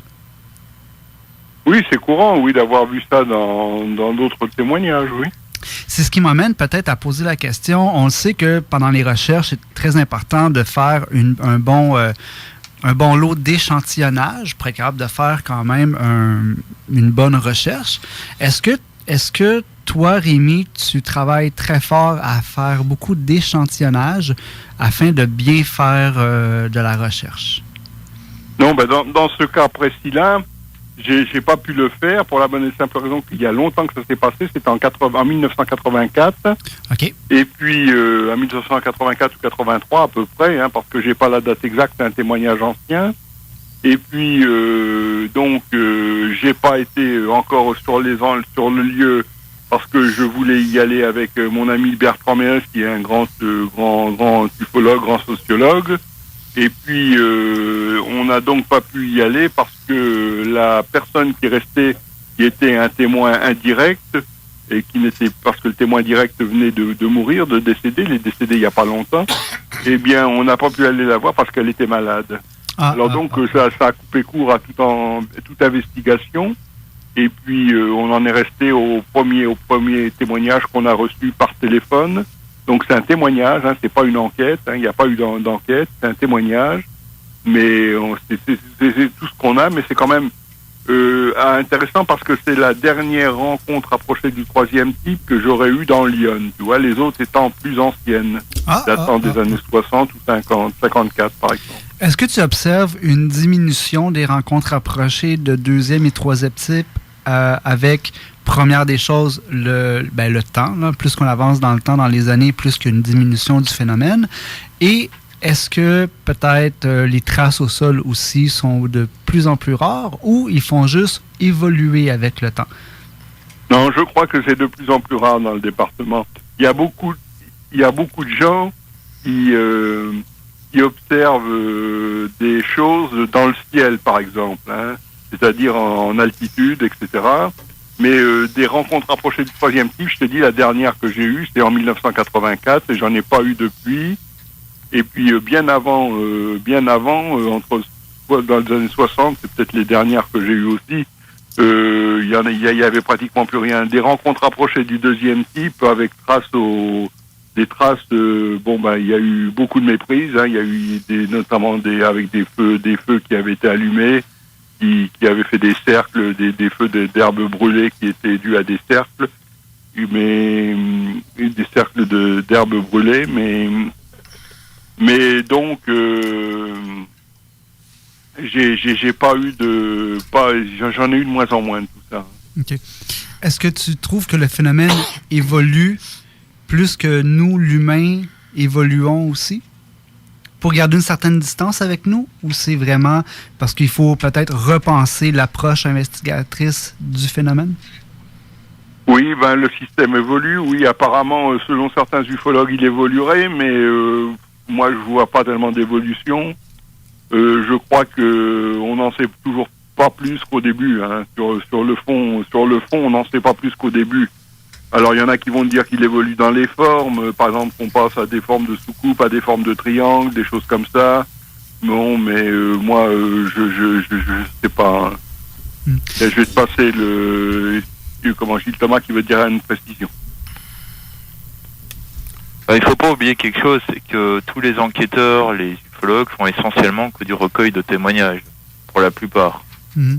Donc, je sais qu'il y a beaucoup de théories, qu'il y a beaucoup d'hypothèses, mais tous les groupes, les associations font essentiellement que du recueil de témoignages, comme c'est Rémi Fauchereau. C'est vrai. Puis ils font pas d'enquête sur le terrain. Il y a moins d'enquêteurs aussi. Hein. C'est vrai, ça c'est vrai. C'est en voie d'extinction. Hein. Est-ce que tu penses qu'il faudrait peut-être amener l'ufologie à un autre niveau? Peut-être de revenir à l'investigation pure et dure de terrain d'une façon interventionnelle? Et je vais te poser la question. De toute façon, l'ufologie, c'est ça. Pour moi, c'est ça. Hein. Puis qu'est-ce qu'il faudrait changer pour le futur à venir? Qu'est-ce qu'il faudrait améliorer dans l'ufologie? Je pense que je vais laisser Gilles Durand répondre. Ce qu'il faut améliorer dans l'ufologie, c'est un certain nombre de choses. C'est déjà ne pas partir avec des a priori, comme beaucoup d'enquêteurs, ou par le passé, ou les enquêteurs actuels, même s'il y en a de moins en moins. Ce sont des gens qui partent avec des a priori. Voilà, ils sont influencés par leur propre idée de ce qu'est le phénomène OVNI. Donc, faut partir avec une certaine neutralité et n'être qu'un simple investigateur comme l'est un policier, quoi, qui va pas dire qu'un tel a tué telle personne sans avoir fait d'enquête préalable. Voilà, donc c'est ça, c'est avoir les bons outils, et je vois que les nouveaux enquêteurs, même s'ils sont peu nombreux, les nouveaux qui arrivent dans le milieu ufologique sont bien moins armés, je dirais, que les anciens. Ils ont une méconnaissance totale du passé de l'ufologie. Ils ont l'impression d'être les premiers arrivés, alors qu'en fait, ils ont plusieurs générations derrière eux, mais ça, ils n'en ont aucune conscience.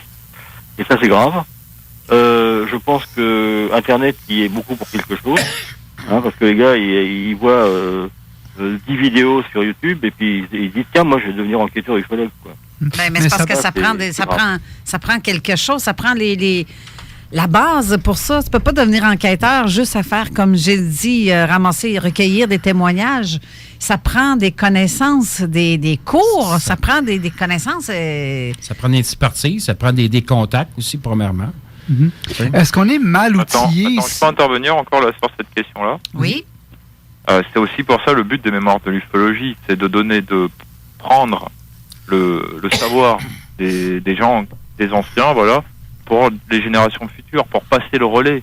Parce que, bon, l'ufologie, je pense que dans 10, 20, 30, 40, 50 ans, il y aura toujours de l'ufologie. Et si on peut donner un coup de pouce pour les générations futures, c'est ça le but essentiel de toute personne. Mm-hmm. C'est tout ce qu'on fait là servira à celui qui arrivera plus tard. Encore faut-il que celui qui arrivera plus tard ait connaissance de ses archives. Oui, exact. Je pense qu'il y a un gros... Alors qu'en fait, excuse-moi, on voit des gens débarquer sans aucun bagage et sans aucune connaissance même de l'astronomie, hein, la plus élémentaire. Nécessaire, oui. Et commencer à faire de devenir enquêteur ufologue. Et puis, bien sûr, leurs premières conclusions sont souvent erronées. Voilà, il y a des méprises évidentes qui ne sont même pas reconnues par ces élèves, des jeunes enquêteurs, et c'est vraiment dommage parce que ça va rentrer dans la casuistique et ça va venir la brouiller, quoi. C'est une des choses que je fais des fois, il y a quelqu'un qui se dit enquêteur. Ah oui? Je pose la question. Ah oui? Dis-moi ce que c'est, Altaïr. Je connais pas ça. Aïe aïe! Voilà, aïe aïe! C'est comme moi, t'as peu, là.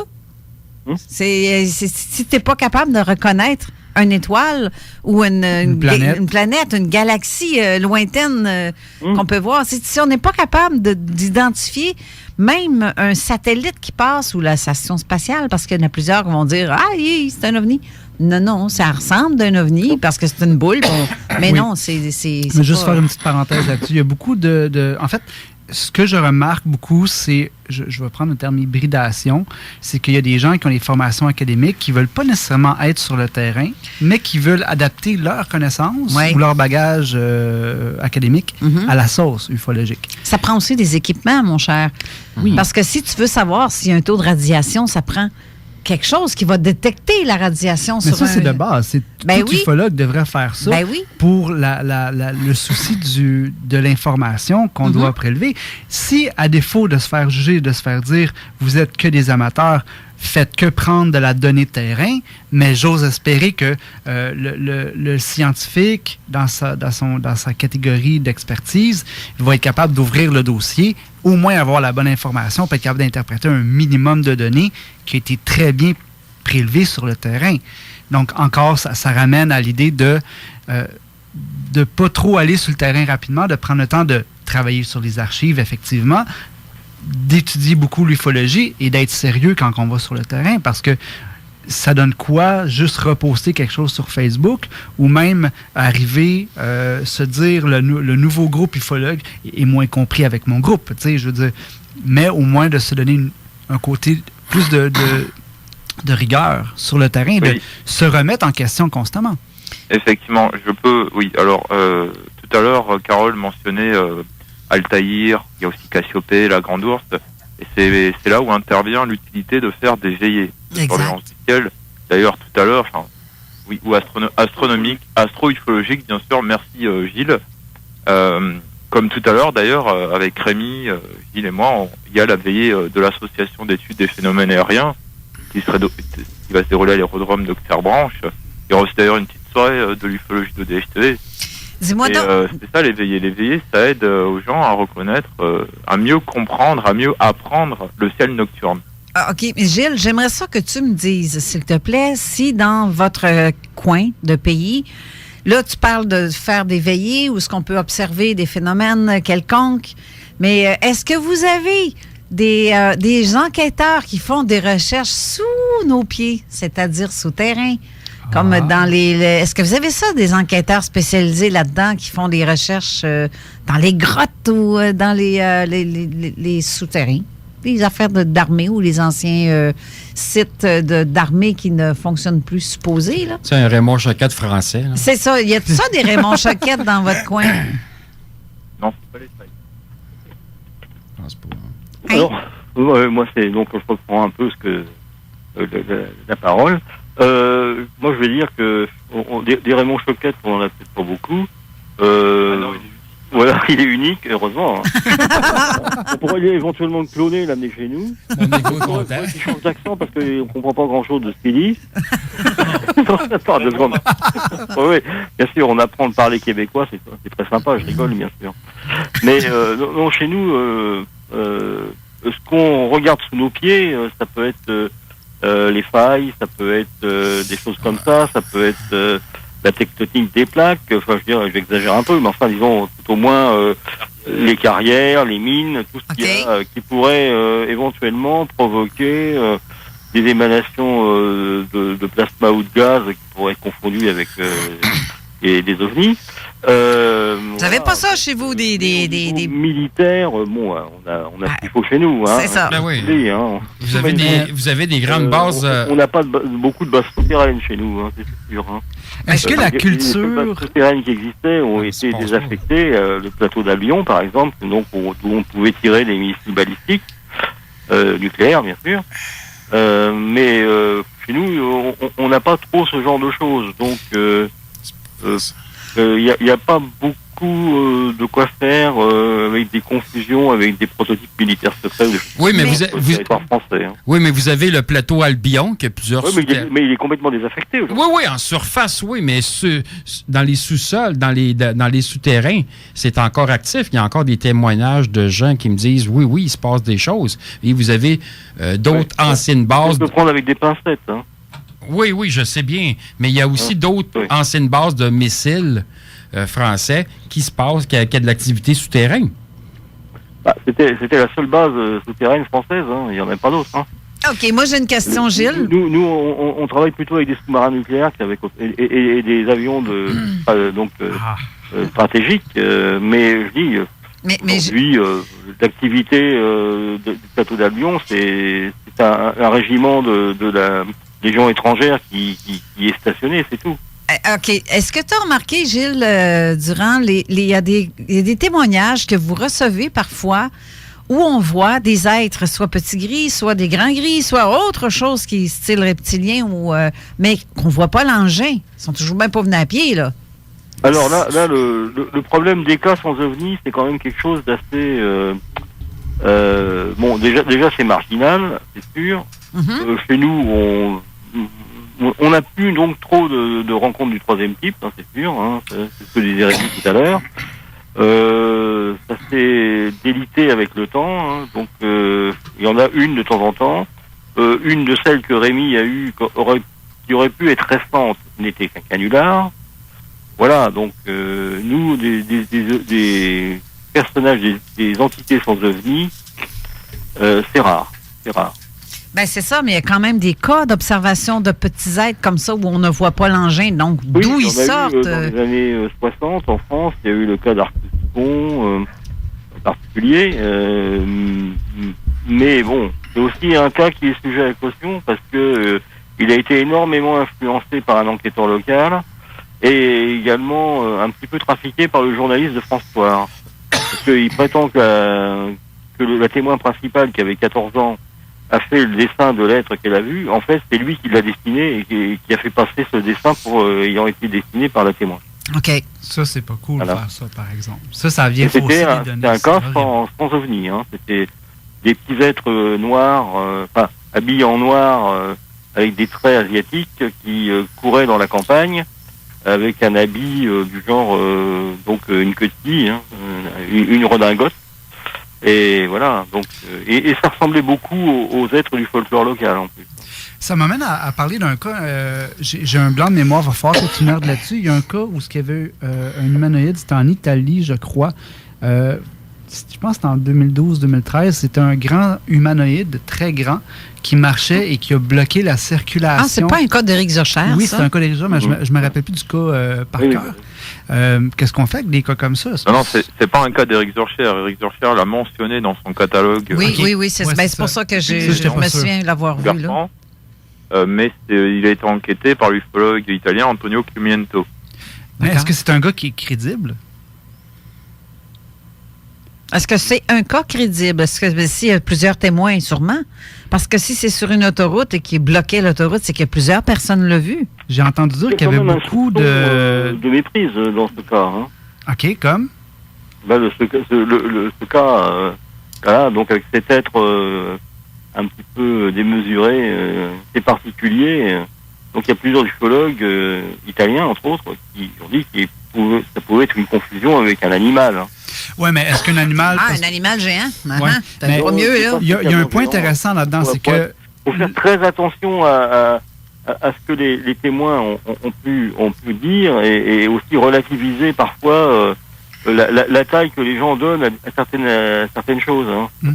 On le voit en ufologie. Hein. Moi, il y a un point qui est intéressant dans ce cas-là, c'est que... Quand personne nous dit que quelque chose est 3 fois grand comme la Lune, tu leur donnes un comparateur de taille, ils vont te montrer quelque chose qui est complètement démesuré. Tu leur dis, vous, sur ce comparateur, à quoi correspond la Lune? Ils te donnent tout le temps un truc 3 fois plus grand que la Lune en réalité. C'est possible, effectivement. Mais moi, il faut vraiment être prudent avec toutes les données que les témoins te donnent. Mais dans ce cas-là, précisément... de les analyser précisément. Okay. Et dans ce cas-là, je pense qu'il y a une exagération de la taille du personnage. OK. Mais je voulais revenir sur l'activité de l'humanoïde en tant que tel. Comme dit Gilles Thomas, et il a raison. Moi ce dont j'ai le plus peur, c'est le fait de faire un dessin où quelqu'un dessine le qui a été vu par le témoin. Je dis pas que le témoin dessine lui-même, mais que l'enquêteur dessine ce que le témoin a vu. Non, je comprends, mais j'ai une petite question entre toi et moi. Là. En France, quand l'humanoïde... dessiné par des gens qui n'étaient pas les témoins, mais qui étaient des enquêteurs ou des gens qui avaient entendu parler d'eux.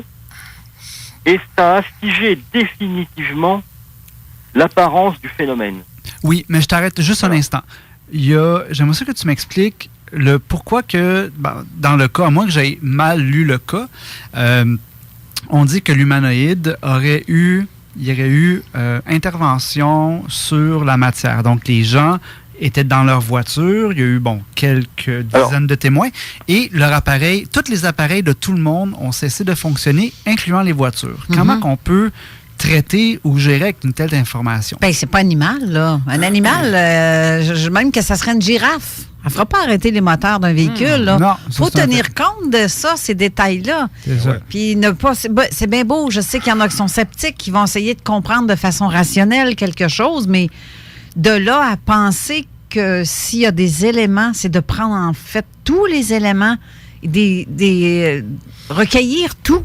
Oui, parce qu'on ne peut pas négliger ce détail-là. Non, surtout quand il y a des effets EM, qui est électromagnétique, ça veut dire les voitures ou ton téléphone qui capote. Oui, mais là, c'est l'interprétation des lecteurs. Oui. C'est pas l'interprétation des enquêteurs. Et il y a les filtres aussi à prendre en considération. Par contre, il faut... Il y a un cas, on le lit. On n'était pas là avec le témoin à ce moment-là, ou les témoins. Non, mais par contre, le témoin... Parce que ce qui a été écrit, c'est l'enquêteur, puis repris ensuite et analysé, commenté par Éric Zurcher dans son ouvrage. Mais par contre, le témoignage est toujours la base, le plus important. Si nous, on n'est pas là, si on recueille son témoignage, c'est lui qui a l'histoire, en fait. Est-ce que c'est sa façon aussi d'interpréter ou pas? Je ne sais pas. Et là, malheureusement, croyez-le ou non, il reste une dernière pause à passer. Et en retour, on va... Encore une pause, si tu ne peux pas râler...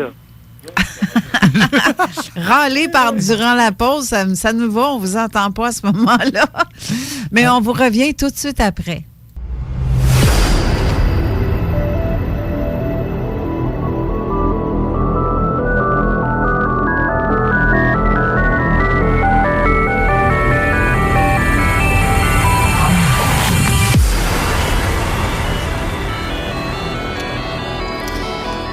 De retour en studio pour la dernière demi-heure, en fait, et je vais faire un petit topo de la météo. Présentement, à Québec, à Lévis, il fait 8 degrés. On annonce 11 degrés, je crois, cet après-midi. Oui, en plein ça, 11 degrés. Demain, on annonce 17 degrés, plein soleil. Mais cet après-midi, il va y avoir des passages nuageux, mais ça devrait être pas si pire. Le plafond est quand même assez élevé. On va être bien, une bonne... Tout va être tigidou. On devrait avoir un bon fin de week-end et le soleil va être là aussi une bonne partie de la semaine prochaine, sauf mardi, mercredi. Bref, encore de la pluie, un peu. Mais aujourd'hui, on s'en sort vivant, puis il n'y en aura pas. On va être correct. On a du soleil. Ouais. C'est ça qu'on veut. Exact. Oui. On t'entend. Alors, pour nos amis veilleurs, il fait combien ici? Alors, il fait 12 degrés et puis il fait beau. 12 degrés, mais tu vois, on annonce ça tantôt, là, nous, 11 à 12 degrés. On devrait être pas si pire. On est quand même choyé au Québec. Oui. Avec toute la pluie qu'on a eue, on était temps. Il était temps. Oui. Raymond. Présent. Je veux t'entendre. Oui. Hey, c'est la première fois que tu viens en studio, d'habitude au téléphone. Ça ne sera pas la dernière fois. Non, mais... On va se revoir. C'est ça, mais pour une grande première, live. Live. C'est ça qu'on peut te toucher. Hein? Pas moi, je m'en vais. We can touch you.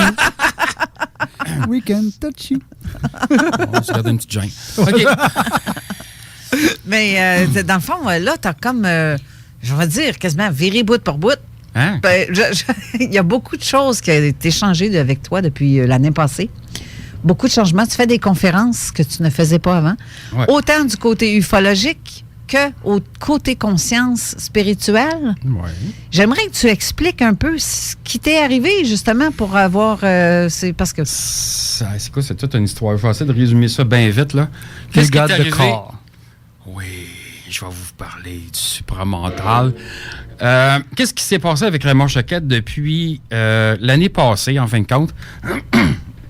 Il y a eu beaucoup de choses qui s'est passées, OK? Que ce soit santé, que ce soit ma vie professionnelle et tout ça. Il y a eu un gros changement, il y a eu une remise en question, surtout côté travail. Parce qu'il y a beaucoup de choses que je ne peux plus faire aujourd'hui, pour plusieurs raisons de santé que ça ne me tente pas d'élaborer vraiment, là. Des gros problèmes. Là, je me suis dit, qu'est-ce que je vais faire pour gagner ma vie? Je vais exploiter, une façon de parler, toutes mes connaissances que j'ai. OK. Toutes mes expériences, tu sais. Puis je vais parler de ça aux gens. Je vais faire des conférences, tu sais. Fait là, j'ai commencé à écrire sur un calepin, tous les thèmes de conférences que je peux produire, tu sais. Oui. Quand je dis des thèmes de conférences, là, ça ne veut pas dire que j'ai lu un bouquin, j'ai résumé, puis hey, je vais parler de ça. Là. Non, ça veut dire que c'est des expériences de vie, c'est des enquêtes que j'ai faites. Okay. Fait que oui, Raymond Choquette il est connu en tant que, je dis bien pas ufologue, mais un ufologue. Ça veut dire que c'est un ufologue, c'est quelqu'un qui marche sur des œufs. Mm-hmm. C'est une vieille expression, un vieux surnom. Là. Fait que je vais parler de plusieurs thèmes. J'ai à peu près 15 thèmes de conférences que je fais. Fait que, un, c'est sûr que ufologie, oui. Je vais parler de les plus récents cas d'ufologie au Québec, les bases souterraines. Je vais parler des cas des âmes en noir, parce qu'il y a beaucoup de cas d'âmes en noir au Québec. Mm-hmm. En fait, c'est surtout, il y en a de l'armée. Ben, il y en a deux sortes, je te dirais, là. Il y en a, s'ils viennent de l'armée, oui. OK? Ils viennent de la base de Saint-Jean-sur-Richelieu. OK? Ils sont basés là. Sinon, que oui, peut-être pour certains auditeurs qui étaient peut-être un petit peu plus folkloriques, on peut dire ça comme ça, il y a des âmes en noir qui viennent de d'autres systèmes solaires, okay. Comme ceux qui viennent de Orion, ceux qui viennent de Sirius. Okay. Moi, j'ai goûté à ces deux groupes-là d'hommes en noir. Là, ceux qui viennent d'Orion, c'est des... En tout cas, j'aurais pas le mot qui va avec, là, mais c'est des tabernacles pareils. Là, on va le dire vite, ils sont très menaçants. Fait qu'avoir des guns sur la tête, puis dire hey, tu vas arrêter de faire des conférences, tu vas arrêter de parler, ça, j'ai tout connu ça, ces affaires-là. T'sais. Attends, on t'a fait des menaces personnelles pour arrêter tes conférences. Oui. Les dernières menaces que j'ai eues, c'était au mois d'octobre de l'année passée. C'est mon voisin qui croyait pas à ça, puisque bon, c'est un monsieur qui travaillait pour la GRC, il est bien comique. Puis quand il a vu les hommes en noir arriver, il dit « Voyons donc, Raymond, il dit c'est vrai tes histoires. » Puis tu sais, il les a vus rentrer chez nous. T'sais. Moi, ça cogne chez nous. Écoute, il était, je sais pas, une journée de la semaine, je me rappelle pas quand exactement. Ça cogne, il était comme minuit et demi, 1h du matin. Moi, je me dis dans la tête, oh, c'est mon voisin, on va aller prendre un café ensemble, tu sais. Je vois deux grands gars habillés tout en noir dans la porte. Je suis abandonné, c'est qui ça? Je rouvre la porte. Il se met le pied puis la main dans la porte. Il rouvre la porte de force. Puis il dit « Raymond Choquette. » Je me disais, j'aurais pas dû dire oui, tu sais. Fait je dis oui, tu sais. Fait qu'il dit là, tu vas arrêter de parler. Là, l'autre en noir, il rentre. Il s'en va tout de suite dans mon bureau. Là, je me dis, tabarnak, tous mes dossiers sont là, mes photos, tu sais. Intrusion. Intrusion. Fait qu'ils ont juste menacé, ils m'ont mis un gun sur la tête. Puis là, je le regardais, je partais à rire, tu sais. J'ai dit, de toute façon, tu tueras pas. C'est pas la première fois que j'ai des menaces comme ça, tu tueras pas de toute façon, tu sais. Fait que, qu'est-ce qu'ils ont peur? C'est con, là. C'est qu'ils veulent pas que je parle de tout ce que j'ai vécu, toutes mes enquêtes sur le terrain, les bases souterraines au Québec, tu sais, les photos que j'ai prises là-dedans. C'est de ça qu'ils ont peur, tu sais. Okay. Mais il faut que le monde le sache. T'as à peu près 600 bases souterraines aux États-Unis. C'est quelque chose, là. Puis là, je pense que c'est des bases souterraines qui ont un rapport avec le phénomène d'OVNI. Je parle pas de... Tu sais, d'une base militaire qui a des missiles là, dans les sous-sols. Ça, c'est correct, ça. Mais t'as au moins 600... Excusez. T'as 600 bases aux États-Unis. Ça a rapport avec le phénomène OVNI. Au Canada, t'en as pas mal. Là. On approche de la centaine facile. Puis au Québec, t'en as plusieurs. Mais il y a une rumeur que Mirabel, il y aurait quelque chose qui se passerait là-bas. Conte-nous ça. Mirabel, t'as 8 étages sous les pistes de l'aéroport de Mirabel. Ça a été un de mes premiers grosses enquêtes, tu sais, là, de rentrer sur le terrain, d'aller fouiner, puis de descendre en bas et tout ça, là. Tu as 8 niveaux sous les pistes. Les premiers, puis le deuxième niveau, j'ai rentré en dessous. Ça, j'ai pris des photos. J'ai encore des photos de ces tunnels-là. Mais c'est fermé. C'est fermé comment? Ben, c'est plus fonctionnel. C'est fermé. Non, il faut pas mélanger. Là. Tu veux dire que l'aéroport n'est plus là? Premièrement, c'est rendu un aéroport juste pour le cargo, pour la marchandise. Oui. Fait que sous la surface, vous avez des compagnies comme Bureau Later, FedEx, là, pour pas les nommer. Là. Bon, puis tu as d'autres compagnies aviation. C'est quoi ce son-là? Ça, c'est eux autres au téléphone. OK. Je pensais qu'il y avait, écoute, les hommes en or faisaient un mauvais coup, je sais pas quoi. Là. Ça va l'air, en tout cas, je dirais pas le mot. En fait, il y a vraiment des tunnels en dessous parce que j'ai quelqu'un qui a travaillé, ça je te le confirme, qui a travaillé sur, justement, à cet endroit-là, mais comme hôtesse, Hôtesse? Hôtesse de l'air. Ah, ça, c'est le fun, ça. C'est pas le mot, c'est pas le mot. Non, non, c'est ceux qui sont dans l'avion puis qui vont te servir ton café. Là. Comment est-ce qu'on appelle ça? Ils vont C'est pas une hôtesse. Non, c'est pas... un agent de bar. Bon, c'est ça. C'est un agent de bar. Les belles agents de bar, là. Oui, et les agents de bar qui sont là, ils ont accès à ces tunnels-là parfois. OK. Mais il y en a d'autres. Puis lui, il le confirme qu'il passait par là. Il y a beaucoup de transports de matériel qui passent par ça. Ces tunnels-là. Oui, c'est ça, je veux bien comprendre, mais là, on service. fait un lien avec le phénomène OVNI. Oui, mais ça, c'est d'autres et les bases. OK, Mirabel, là, premièrement, ça, c'est relié par qu'est-ce que j'appelle la route souterraine numéro 1. La route numéro 1, c'est quoi? C'est une route qui est sous terre, qui est alimentée, c'est des trains, c'est des Maclev qui passent là-dedans. Là. Fait que Mirabel va jusqu'à Bagotville, ça, on sait que ça existe. On a rencontré des gens qui ont construit des tunnels. Il y a des militaires qui ont confirmé les choses. Fait que Bagotville à Mirabel, ça va sous terre. Puis après ça, Mirabel, ça s'en va vers North Bay en Ontario, qui est NORAD. NORAD, c'est le centre de surveillance aérospatiale. C'est une joke. Américain-canadien. Puis après ça, le tunnel s'en va vers les États-Unis. OK? Mirabel, premièrement, il y a 8 étages.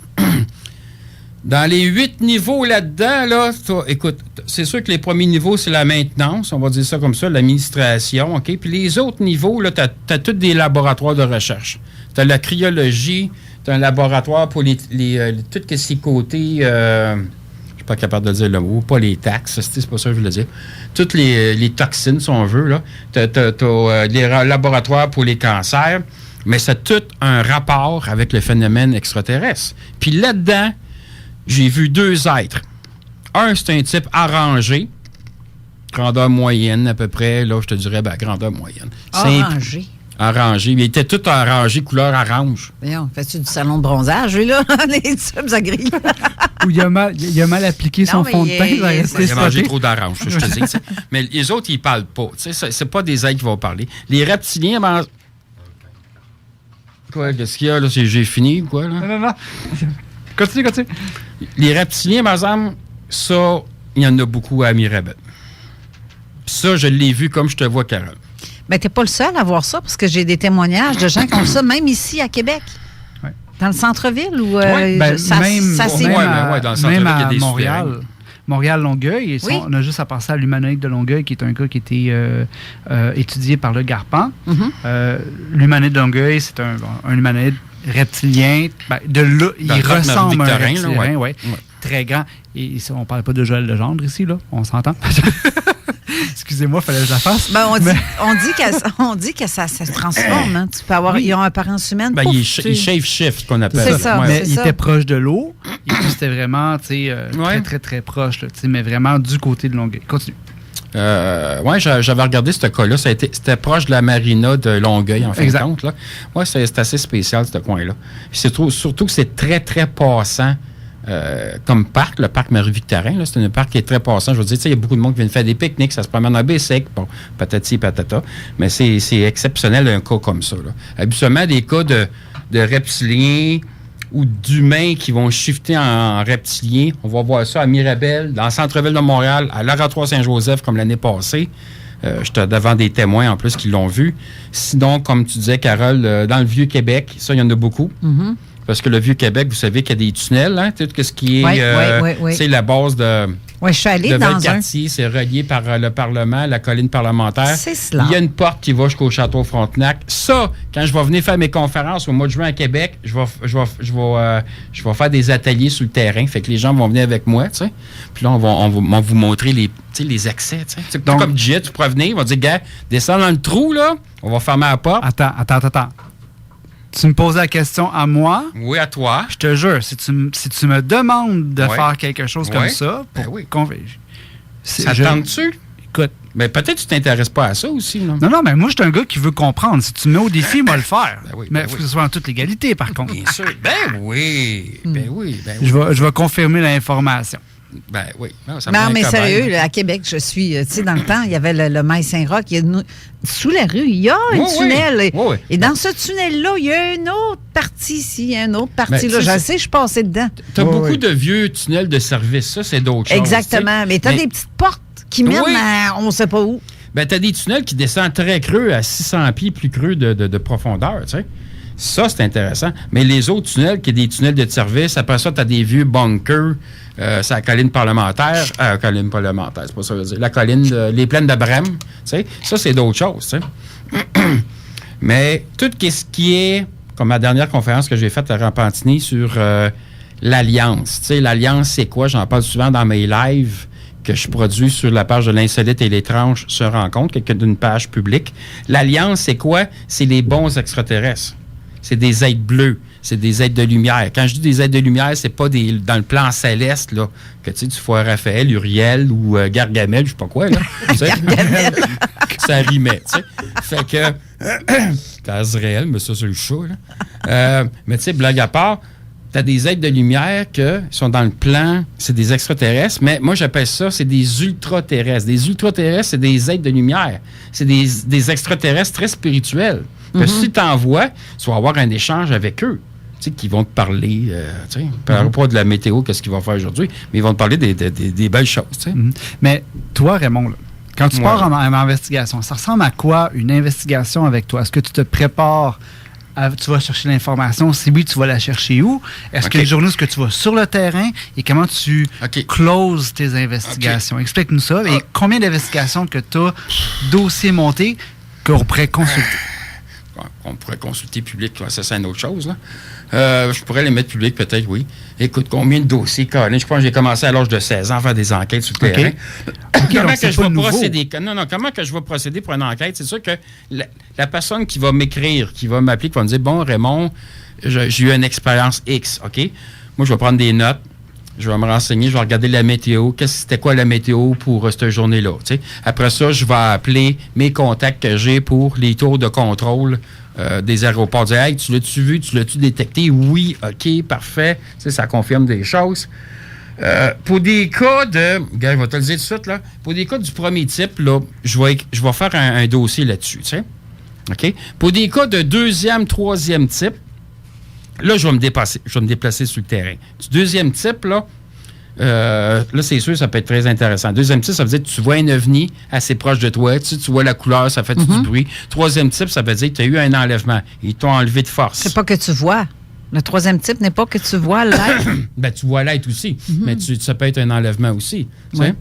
Tu as un contact avec ces êtres-là. Fait que ça peut être très intéressant. Après ça, tu as des cas de mutilation d'animaux, OK? Ça, tu as 2 places au Québec où il y en a beaucoup. On parle de Saint-Hyacinthe, qu'encore aujourd'hui, il y a beaucoup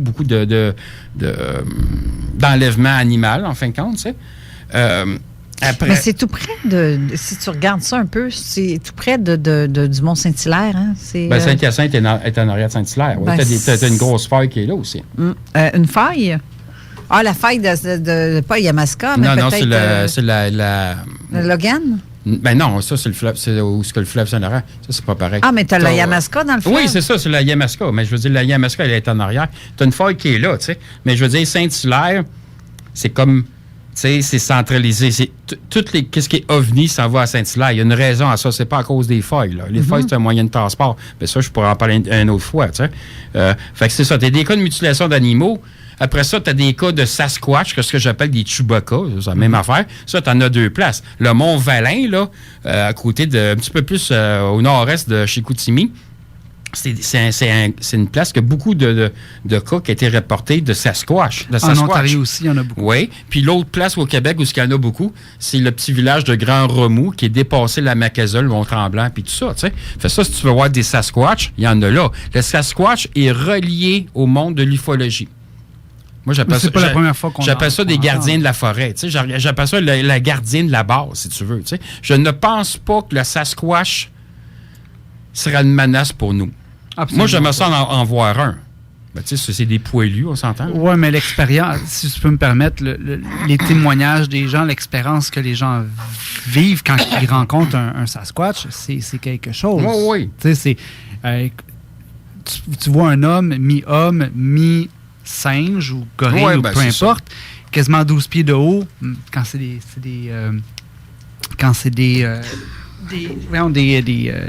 type masculin. Ouais. Et puis, excuse-moi. Ça nous lance des roches, ça nous fait savoir que c'est là. C'est intimidant. J'ai quelqu'un aussi qui nous parle, qui m'a texté, qu'il y avait aussi des tunnels de Gifford. Robert Gifford. Des tunnels où? À l'Institut psychiatrique. Il y avait des tunnels sous ça. À l'Institut psychiatrique où? Oui, À Montréal? Robert Gifford, c'est à Québec. Oui, mais ça, c'est d'autres choses. Ça, il peut y avoir des tunnels c'est comme des tunnels de service. Comme à Montréal, l'Ouest-Lafontaine, tu as des tunnels qui est relié avec la base militaire de Longue-Pointe, tu sais. Oui. Ça, c'est spécial. Ben non, ils font des expériences. Oui, dans le cas, il y avait les enfants dans le temps de le MK Ultra et tout ça, là, qui est encore actif aujourd'hui sur un autre nom, évidemment. Là. J'ai une vision. Ah oui? Tu me fais... Non, il nous reste 2 minutes à l'émission. Mais j'ai une vision de bonheur devant moi. Ah oui? Que de beaux yeux. Ah! Est-ce que c'est moi ta vision de bonheur? Oui, c'est toi, on te regarde. Qui tu es? Bonjour, Manon. Bonjour, Manon. Je suis peut-être un martien, je ne sais oui, pas. Oui, ben c'est ça que je me demande. Bonjour, lequel Manon. de vous deux ou de vous trois avait une grippe de martien tout à l'heure? C'est moi, mais je ne suis pas... C'est toi qui... Non, je suis pas contagieux, moi. J'étais en train de m'en faire... Mais tu nous as bien fait rire dans la voiture. Bref, ouais, une grippe de martien, j'ai adoré. Non, mais des grippes d'hommes, ça, c'est pire aussi. Hein, ben, c'est ça, je me demandais justement c'était laquelle des deux qui était la pire. Non, une grippe de martien, non, c'est pas dangereux. Je pourrais te faire un câlin, il n'y a pas de danger, tu sais. Ah ben moi, j'attrape rien. Je suis immunisée contre tout. T'es correct, d'abord? Oui, je suis correct. Okay. Et je me demandais, est-ce que c'est pire qu'une grippe d'homme ou pas? Oh. Ben, une grippe d'homme, c'est parce que quand t'as ça, tu viens comme un grenours, tu sais. Tu capotes un peu, tu sais. Mais une grippe de martien, c'est parce que c'est... faut que tu sois martien un peu pour l'avoir, tu sais. OK. Ben non, on parle de quoi ton émission Codef 3.0 tantôt? Je parlerai pas de grippe d'homme ni de grippe de martien. C'est trop complexe pour moi, ça, aujourd'hui. On peut parler de la spiritualité, non? Ben non. Aujourd'hui, je vous dis qu'il vous reste même pas 1 heure pour participer sur la page Facebook de Codef 3.0 au concours de la Fête des Mères. Il y a un beau trio à gagner. Conférences, livres et CD audio. Okay. On va vous parler de comment faire fructifier votre retour d'impôt. On va également vous parler, et ça c'est assez incroyable, de l'impact que votre téléphone intelligent a sur votre épicerie. Oh, intéressant. Et à l'histoire inspirante cette semaine, c'est une dame dans la soixantaine qui vit maintenant, c'est plate à dire, mais elle vit de ses passions grâce à la bébite ou à la bactérie, si vous préférez, mangeuse de chair. Oh! Ouais. Donc, 3 mots aujourd'hui pour décrire l'émission. Folie, frisson et fructifier. Ah, nous autres, c'est frisson, puis frisson tout le temps. Mais folie aussi. Puis fucké aussi, tu sais.